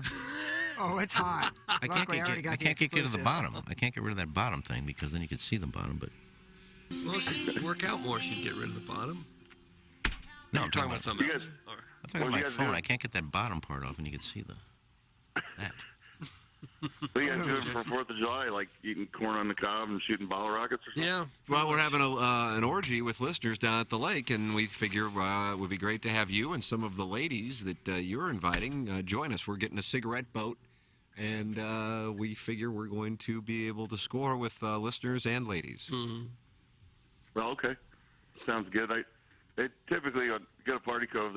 You see these big mats that like 10 or 15 people can lay on. Yeah. The float. Mm-hmm. Yeah. What they like to do at Party Cove, they dump like a whole bottle of suntan oil on there, and then the girls wrestle on those mats. Tim, and then and the bikinis kind of. At a certain point, they start pulling each other's bikinis off. Oh, for heaven's sakes, Bill. That's how Oil they would do it, wrestling. Biff, at Hito. If it was a single girl laying out at the pool and there was nobody around to put oil on her, she would put like the Hawaiian Tropic on the mat and then just roll herself around on that. Yeah. You know what I'm talking about. And if you have 10 or 15 girls doing that, that'd be kind of hot. You need a Yeah, lot they of do. lotion. Yeah. Hey, Tim, do you ever make it to the strip bars at Lake of the Ozarks? You know, I don't get down to the lake as much as I'd like. What are they like? They can't be good. Actually, no, they're pretty good because they in the summertime they attract a lot of college girls from down work down there. So, actually, the talent level, Tim's, is high to quite high. Really? Is it How about really? that? What's your favorite stag bar at the lake, sir? Well, there's three of them. There's the infamous Gentleman's Quarters, which is the only strip bar in America attached to a parking lot of a McDonald's. That's when you know you've actually made it. Gentlemen's Quarters. It's right there, right off the dam, right off the strip. It's actually a good one. It's actually nice in there. Nice, Oh, is it? Clean place, yeah.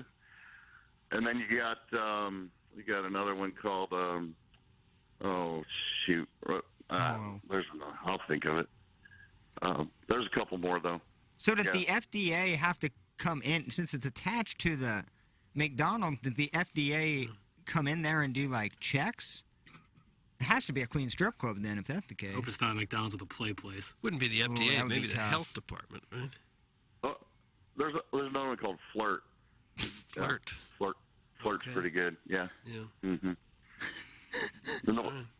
The way they get around the Missouri laws is they park a bus right out the back door, like a big bus that you can do your where the girls don't have to abide by the Missouri laws. Does that make any sense?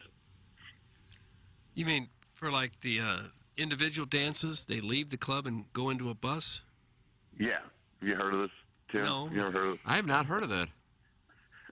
Kind of like with you and Jesse Jane. What are there, like 4 or 5 recliners in the butt that are just like have like doctor like sheets like separating them? That's all. It's for the private dances, yeah, something like that. That's awesome. And then there's a late night strip bar called Porky's actually down there too. Porky's, Doug. That won Best Picture in like '81. It's a great movie. I liked like the movie. Porky's. Yeah. Gentlemen's Quarters. If you've got all these girlfriends, why do you bother going to the strip clubs? Where do you think he gets the girls? You got to re-up his roster. Oh. That's where you recruit the new ones, Doug. Okay, I'm sorry. I misunderstood. It's a 24-hour, 7-day-a-week job. I guess it is. I guess so. Okay. Yeah. Hey, so me and I was down at the Angry Beaver a couple days ago, and per Deke Dodom's request, he wanted to know the best chicken sandwiches in St. Louis. Oh, for heaven's sakes. I saw that text. And did you come up with a list? Yeah, can I read that, and then I'll let you go? Is it a short list or is it lengthy? 16. Top 13. That's the Deke lot wanted of sandwiches. 16, but I only did 13. All right, quickly, go ahead. All right, that's 13. Diamond Cabaret strip chicken sandwich. No. 12 Raising Cane's chicken fingers. 11 is DB's Mother Clucker. Oh. With hot sauce, celery and cheese. 10, Tucker's chicken sandwich with bacon and cheese. Number 9, McDonald's chicken nuggets. Oh. Sweet and sour sauce. Number 8, Jack Nolan's and Soulard buffalo chicken sandwich. You guys ever been there? No. No. It's bomb. There's 7, Hooters strip cheese chicken sandwich. 6, Chick-fil-A's breakfast chicken sandwich with Chick-fil-A sauce. Oh, is that right? We're coming in at 5 is Twin Peaks chicken strip sandwich with jalapenos and ketchup. Okay. 4, Rally's BLT chicken sandwich with mayonnaise. 3, Sonic's chili cheese chicken sandwich. Oh. You don't like that? Well, it doesn't sound that good. Put Yeah, chili it's a on little your different. chicken. Yeah. Doug, you have 2 different animals on your sandbow. Right. Yeah. Oh, no, That's it's white confusing. chicken chili. Sorry, it's white chicken chili. Ah, all right, Doug. It's double the chicken, double the poultry. Yeah, double the bird. 2 is Hardee's chicken biscuit breakfast sandwich with egg and cheese. And coming in at number 1 is Angry Beaver's chicken sandwich with Beer Cat's Married ketchup. Oh, man. Wow, That sounds wow, good. That wow. sounds good. Iggy, any reaction to number 1? He's asleep. Sound asleep. Oh, wait. We got 3 honorable mentions. Yeah, and I'm so done. it is 16. Okay. Well, also the Deke Dotem won it, so Yeah, you give it Dotem gets what he wants. But you told Plowsy, no, I didn't go 16. I went 13. But you are going 16. You knew he would. Yeah, well, honorable mentions. Olive and Oaks chicken sandwich, and then you got Quick Trip's chicken sandwich in the microwave bag. Oh, God. Olive and Oak in the gas station. John Jay is outside of our studio. Okay. Ladies and gentlemen, John Jay. And Ben Boyd, by the Ben way. Boyd, don't let Ben Boyd. Look at this. How are we doing? What's up, man? Doing great. How are you? Everything's good. Look at this, Doug. Is that a It's World John Jay Series just ring you're walking wearing? through. That is, rare occasion. John, could you move over just What a do we got? little bit? Damn, where that's a sick the gentleman in the yellow hat is Iggy. Iggy, that's John. John, Iggy. What's happening? I used to cover you guys when I actually did sports. Nice. Yeah, How you you should, doing? of course. I'm sure you remember. I apologize. No need for the Lorraine. introduction. Yeah, you are on the camera now. That's wonderful. What's going on? And you brought the great Ben Boyd with you. Yeah, Ben's been making it happen for me. So, yeah, we're out here today. I'm promoting an event. It's short notice, but next July 10th, we're having an event over at Family Golf and Learning Center. Nice. So it's going to be pretty sweet from 6 to 10. There's details on eventbrite.com. You just look up J Family Foundation. And, yeah, I'm super excited to partner over there with Adam Betts. And Great guy. I'm always there, always There you go. practicing. There you go. Sponsors. Are you playing a lot? I know your father-in-law. All right, cool, I'm at the cool. same place as your All right, father-in-law. cool, sweet, and are you playing? Are you starting to get the bug? I'm starting to get the bug a little bit. I know your partner from 2011, D. Freeze, is like, man, he's like an He's addict. beyond bug. Like I mean, I can't. I mean, he posted a video yesterday, and I was like, dude, I can't watch these videos when like I'm not even close to you. So, yeah, I definitely want to get I got to get my golf game up. I'm here in St. Louis for the summer, so definitely got to get up. I've been getting invited a lot to play, so definitely got to get my skills up. Nice. And that family golf is outstanding. That's a perfect place to do it. Unbelievable. A So that's- loyal sponsor of the show here. Nice. So yeah, that's how it started. Adam was giving me lessons about a year ago. Started getting going, and then we kind of talked. I taught him about wanting to join forces with him, and start doing some charity stuff in St. Louis. This was about a year ago, and then Daniel Descalzo was actually throwing out the first pitch July 8th at Busch Stadium. So literally last week I was like, hey man, I know it's short notice, but like let's just get an event going on the calendar, and then we'll continue to grow it as we go, and then it's gonna be pretty good, pretty cool, and then it's actually gonna benefit the Missouri Golf Foundation. Oh, nice. So helping kids get on the golf course as well, and then the Boys and Girls Club here. So I'm looking forward to working with the St. Louis community as well as the Miami community. God bless America. Nice. Outstanding. You play left-handed? I do play left-handed. Oh, how far you hit a ball? Oh, I don't hit it far. It's like baseball, I'm Oh, nice and easy. I'm a nice and easy type Line of guy. drive type hitter? Nice and easy Run line the drive, bases? Yeah. just bloopers working in golf. So Yeah. a little wedge game. So I'm definitely working on that. Are you enjoying retirement? I am enjoying retirement. It's a little different. Obviously, I'm a competitor. I love the game of baseball. I owe my life to the game of baseball. But I thank God for how far it took me, and I get to spend time with my family now, which has been amazing. And then I'm actually back in school, finishing my undergrad degree, so that's been a lot of fun. But definitely miss the game a ton. Like I said, I love to compete. I love being around the guys. That was kind of like my thing, was just to kind of I enjoyed talking to every single person on the roster every single day, which was kind of fun. So I do miss that a lot. But like I said, I look back and nothing but great memories. Being able to call myself a World Series champion, play for St. Louis, St. Louis Cardinals organization. Get to play in so many different other places as well, but always cherish my time here in St. Louis for sure. What are you getting your degree in? I'm getting my degree in business management, so trying to enter this business world out there. Oh wow, Should have went to journalism, Doug. Yeah, that's where where the the big real money money is. is. You chose wisely on That was fun. not I doing actually that. covered regionals for ESPN this year, which was a ton of fun. Oh, yeah. Oh, is that right? Yeah. Did you? So I was an analyst, and it was a ton of fun. How'd you enjoy it? I loved it. Yeah? The only bad part was there was a tropical storm going on in Miami, so we had quite the rain delay. So I think the first day I got there at 8 in the morning, didn't leave till 1 o'clock at 1 in the morning, and then I actually covered 3 games in one day. Wow. That was my debut, was going out there coming in hot. So. You're from Miami, right? I'm from Miami, born and raised in Miami. I lived in Kendall and Coral Gables, All right. Miami Shores for a while. Where were you in Miami? So I grew up all over the place, but I was in South Miami a lot, West Miami. Grew up by the Boys and Girls Club there on US 1. So. Yeah. And I currently live Dixie in South Highway. Miami. Yeah, Dixie Highway right there. Yeah. Where are you now? You're in Miami now? So I'm in between Miami and St. Louis. So yeah, we're here Yeah. for the summer, and we'll be here for Christmas during Christmas time as well. So Yeah. it's a ton of fun. Yeah, the kids are enjoying it. family's enjoying it, so it's been a lot of fun. Very cool. I don't know how closely you're monitoring baseball and the Cardinals. Do you watch the Cardinals? Yeah, I keep up. Yeah? So I actually went to that heartbreaker the other night with Sandy Alcantara. That was a crazy one, but it's part of the game. But I was a teammate of Goldie, obviously teammates of Yachty and Albert and Wayno and all that, and big Arenado fan. Gotten to know him over the years, so I really like what's going on here. How often do you get asked about the 2011 World Series, because you're about to get asked about it again? No, a lot, and it's something that it brings a smile to my face every single time. Every time you get asked about it? Because it changed my life. It changed my life. It's one of the best experiences I've ever had, and like I said, it's something I think about frequently every single day.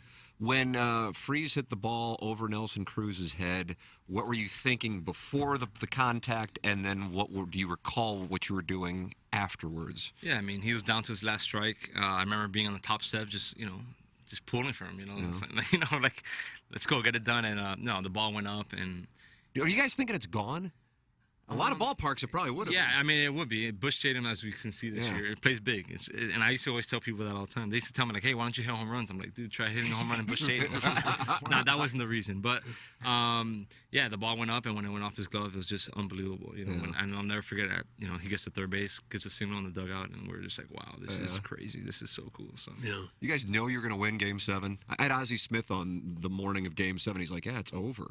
They're going to win. They're going to win because they just figured the Rangers were just so gutted. I think we had a lot of confidence going into that game, but I think it's a testament to the team and to Tony at the time and our veteran leadership, where we just walked off Game 6 of the World Series, one strike away, so many different times. Yeah. And I'll never forget that night where literally like a little meeting and like, hey, we won today, that's cool, but if we don't win tomorrow, it doesn't matter. Yeah. Oh, so you guys had a meeting after? No, I remember just like there was talk that being about the it. sentiment. Yeah. And I'll never forget. It was the big rain delay the next day. But if you were in our clubhouse day, you would never have known that we just walked off the way we did the day before, because it was like all business. Like, hey, we have to win Game 7. We have to win Game 7. And I'll never forget. We started off. We were down 2-0 in the first inning. Come back. Kreger hits a go-ahead home run. And when Kreger hit that home run, I was like, all right, we got this. Like, we're going to win this game. We're going to figure this out. And we did. So it was awesome. How do you think the Rangers feel 11 years later? I can't even imagine. It's honestly, like, it's tough, man. Like, it's tough. It's something that changes your life forever. It's history. And it's like, it's something that I'm glad I'm on this side of it. Yeah, for sure. Because that would haunt you, I would think, for a while. Yeah, to get that close, coming that close is, even looking back to the 2013 World Series, I'm like, man, we were right there. Big Papi just took over and dominated. It was, thank God I had the other ring. But I looked at that one, so I can't imagine, being on that team and doing Strike that time. away But twice. That's sports, and that's life, and it's something that's kind of. Now, you're a big U guy, right? I mean, that's a little bit, Yeah, a little bit. I know it's all about the U, of course. Do you think you're leaving the ACC, and if so, would you like to join Missouri in the SEC? I don't know what's going on with that stuff. That's all that business stuff. But I am excited about our football hires that we've had, and something that's even cooler is that Mario Cristobal went to my high school. Oh, is that right? Yeah, so he really? went to Columbus High School down in Miami, so that's pretty cool. So that's pretty special. The basketball team's been doing great, Elite Eight. Baseball team fell up short this year, but had a great year. And sports are going pretty well down there, and I get to root them on, which is fun. Very cool. Well, I want to let the listeners know about what you have going on again. It's the J Family Foundation event, and it is a week from Sunday, right, John? A week from Sunday? Yeah, a week from Sunday. At Family Golf Learning Center, which we've talked about a billion times here on our show, from 6 to 10 p.m. Tickets are $100 and include food and drinks. It can be purchased. Where can they be purchased? I see on Eventbrite. Yeah, on Eventbrite, they can get purchased, and then it's going to be $100 to get in. Food and drinks, a lot of fun, and then we're going to actually have it closest to the pin contest and compete against some of the guys. Oh, which nice. Be pretty fun. Which maybe I get lucky. I'm hoping to get lucky. So this year I'm kind of giving myself that leeway, and then next year I already told Betts, like, the pressure's on. Like, you have to. Now you got to perform. Now you got like you're a great coach, and then everyone goes to you and all this, but like I need this victory next year. Not this year. This year I'll give it to you. So we're looking forward to it. And if anyone has any questions, they can email jfamfoundation@gmail.com. jfamfoundation@gmail.com. Do you keep a handicap index? I'm sure you know Iggy here is an 18, a dangerous 18. Mm-hmm. I don't take score. I don't take score. Oh, is that right? You're like Ty Webb. Nah, because, like, after the first 9 holes, I'm kind of like, get distracted a little bit. And I'm not that good yet, and I'll admit it. And I haven't put the time in. Like, I got to get on the David Freese program. Where you play 36 a day. Connecting stuff to my body and, like, making sure my swing's right and all that. So I got to do it because we played before the reunion, Kreger, Freese, and Descalzo. And, yeah, I was the worst one by far. Oh, so right. I can't be the worst one. I don't have to be the best one. I just can't be the worst one. John, great to see you, man. Thanks so much for coming in. Thanks for having me, guys. And Ben Thanks, Boyd, John. Ben Boyd didn't destroy our show while he was in here. At least not yet. I mean, it's not over. I love Ben Boyd, by the way. He's fantastic. Yeah, there he is. Good to see you, brother. Thanks for making everything work. Let me get lower here. And there he is. There's John waving. All right, cool. We have a All right, well, thanks for having me, guys. Good to see you, man. Thanks so much for coming See in. you guys. All right. We will look forward to it next Sunday at Family Golf, John Jay, and it is taking place, and you can check it out at eventbrite.com. John Jay, 2011 World Series champion, and the John Jay Family Foundation event a week from Sunday. All right, there you go. He is, for whatever reason, showing John his picture with Tiger Woods. No, John was from pointing 1987. pointing out how cool that is. I thought you were stopping him as he was leaving to say, hey, look at this. Yeah, you like the flip phone? That's our burner. That's how we communicate with cartels.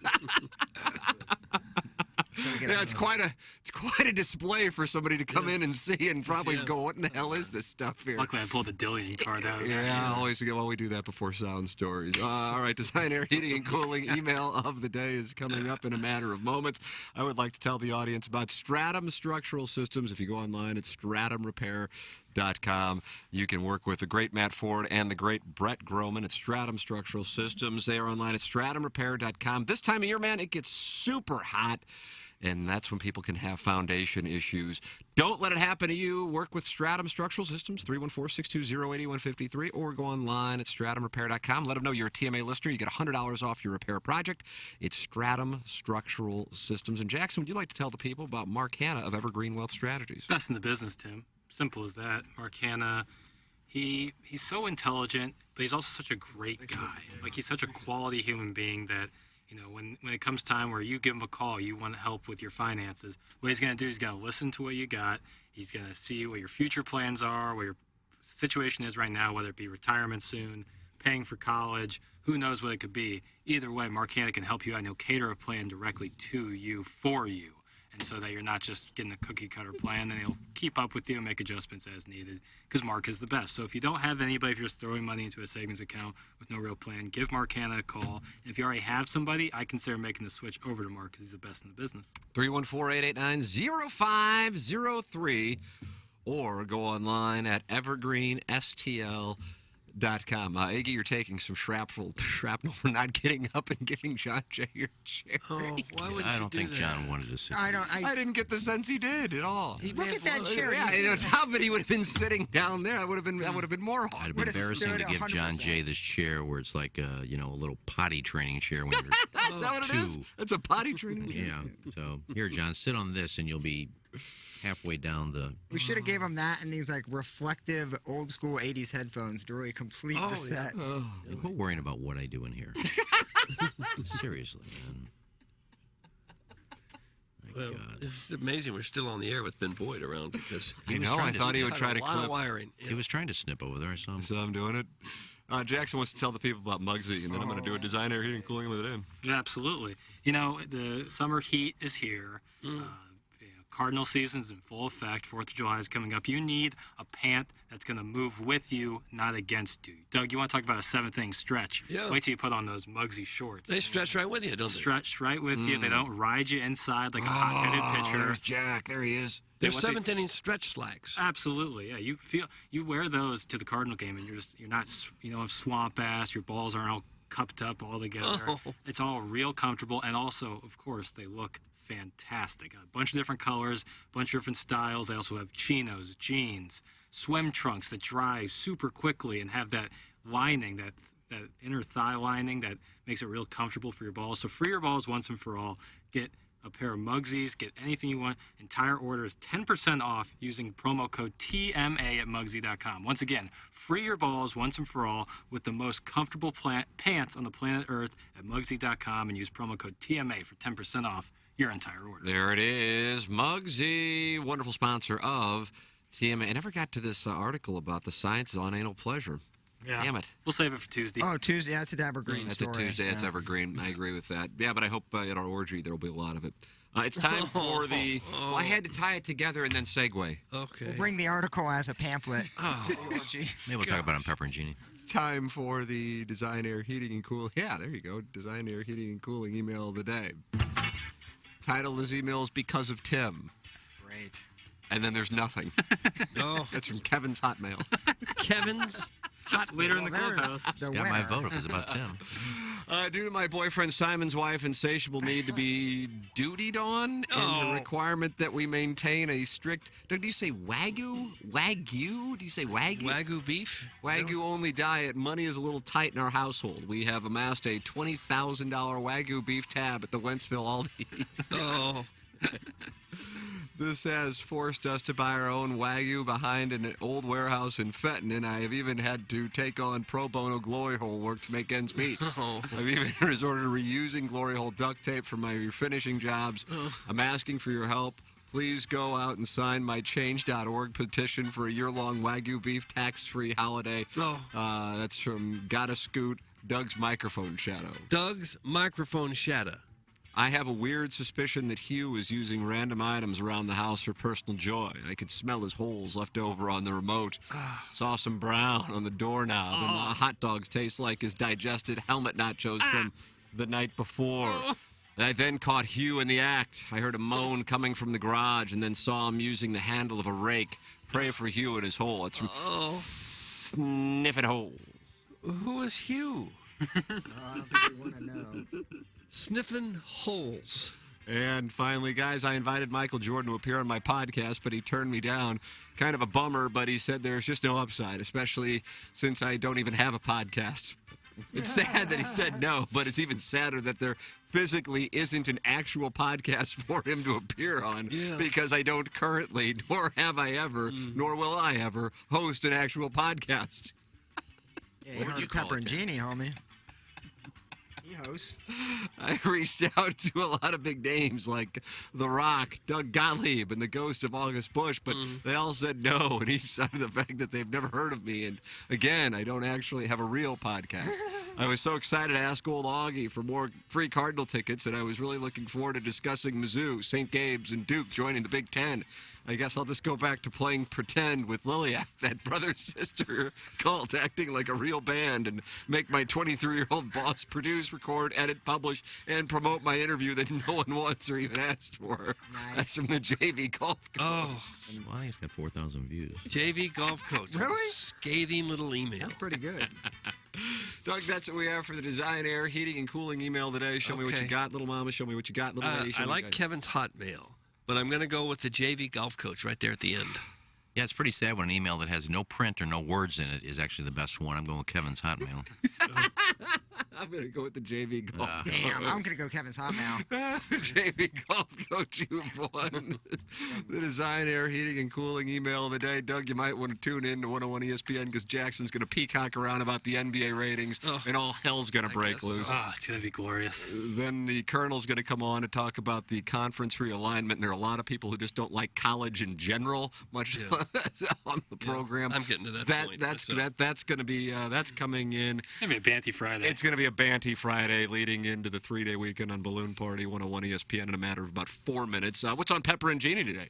Oh, mudslides. What?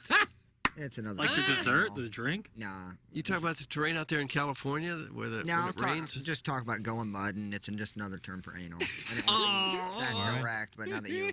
No, I'm kidding. I don't know what... We would really never know what we're going to talk about until we go outside and smoke and just think of something. Yesterday, we didn't know what we were going to talk about until the microphone came on. All right. And then I think you would have liked yesterday's topic. We talked about famous lesbian scenes in mainstream movies and who we'd like to see do a lesbian scene. The who? Lesbian scenes. Right, no, I heard that. Then you said something about a sea-do. No, I said mainstream, who we would like to see do. Oh, seed. Okay. Who we'd like to see do. Doug, would you say Gina Gershon and Jennifer Tilly in Bound is one of the most famous? One of my three. I don't know. Along with Doug, join our podcast. We had give your favorite lesbians. Wasn't it Dillian? Denise Richards and Nev Campbell in Wild Thing. Wasn't Dillian Harper in Where the Boys Aren't 17? Well, I said mainstream. Oh. Yeah, not homemade film. Is there a scene in Thelma and Louise? I'm trying to remember. So Sybil Danning and Linda Blair in Caged Heat shower scene. Yeah. Yeah, I said I'd love to see the old timers. I'd love to see Mimi Rogers and. Tim, why were you late for balloon party? Well, Rosanna he's giving his fantasy. Well, you said in 4 minutes we have balloon parties. I figured we had time to kill. So creepy. Well, that was yesterday's show. Today, who knows what we're going to do? Today will be different. Okay. And still we wonder why Costas wouldn't come on. Okay. He said it was no upside. I'm not wondering why. I know why. Okay. Balloon party coming up next. Thank you. Pepper and Genie. Iggy, 56.8% on -2 now for the cut line.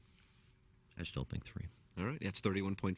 10% at -1, I guess the number. I don't know what's going on with the numbers. Wellington and Nagel on the course at 2 o'clock. We'll be following it, and hopefully on Tuesday we're talking about them going to the British Open and Nagel getting $1.3 million and Wellington getting $130,000. Jackson and I are going to go get our whooping for the Plowhawk, for Action Jackson, for Kenneth Iggy Strode, for my brother Kevin, for Douglas Elvin Vaughn. I'm Tim McKernan. This has been the Ryan Kelly Morning After on 105.7 HD2 FM, the potted plant from the Michelob Ultra Studios. KPNT FM HD2, Collinsville.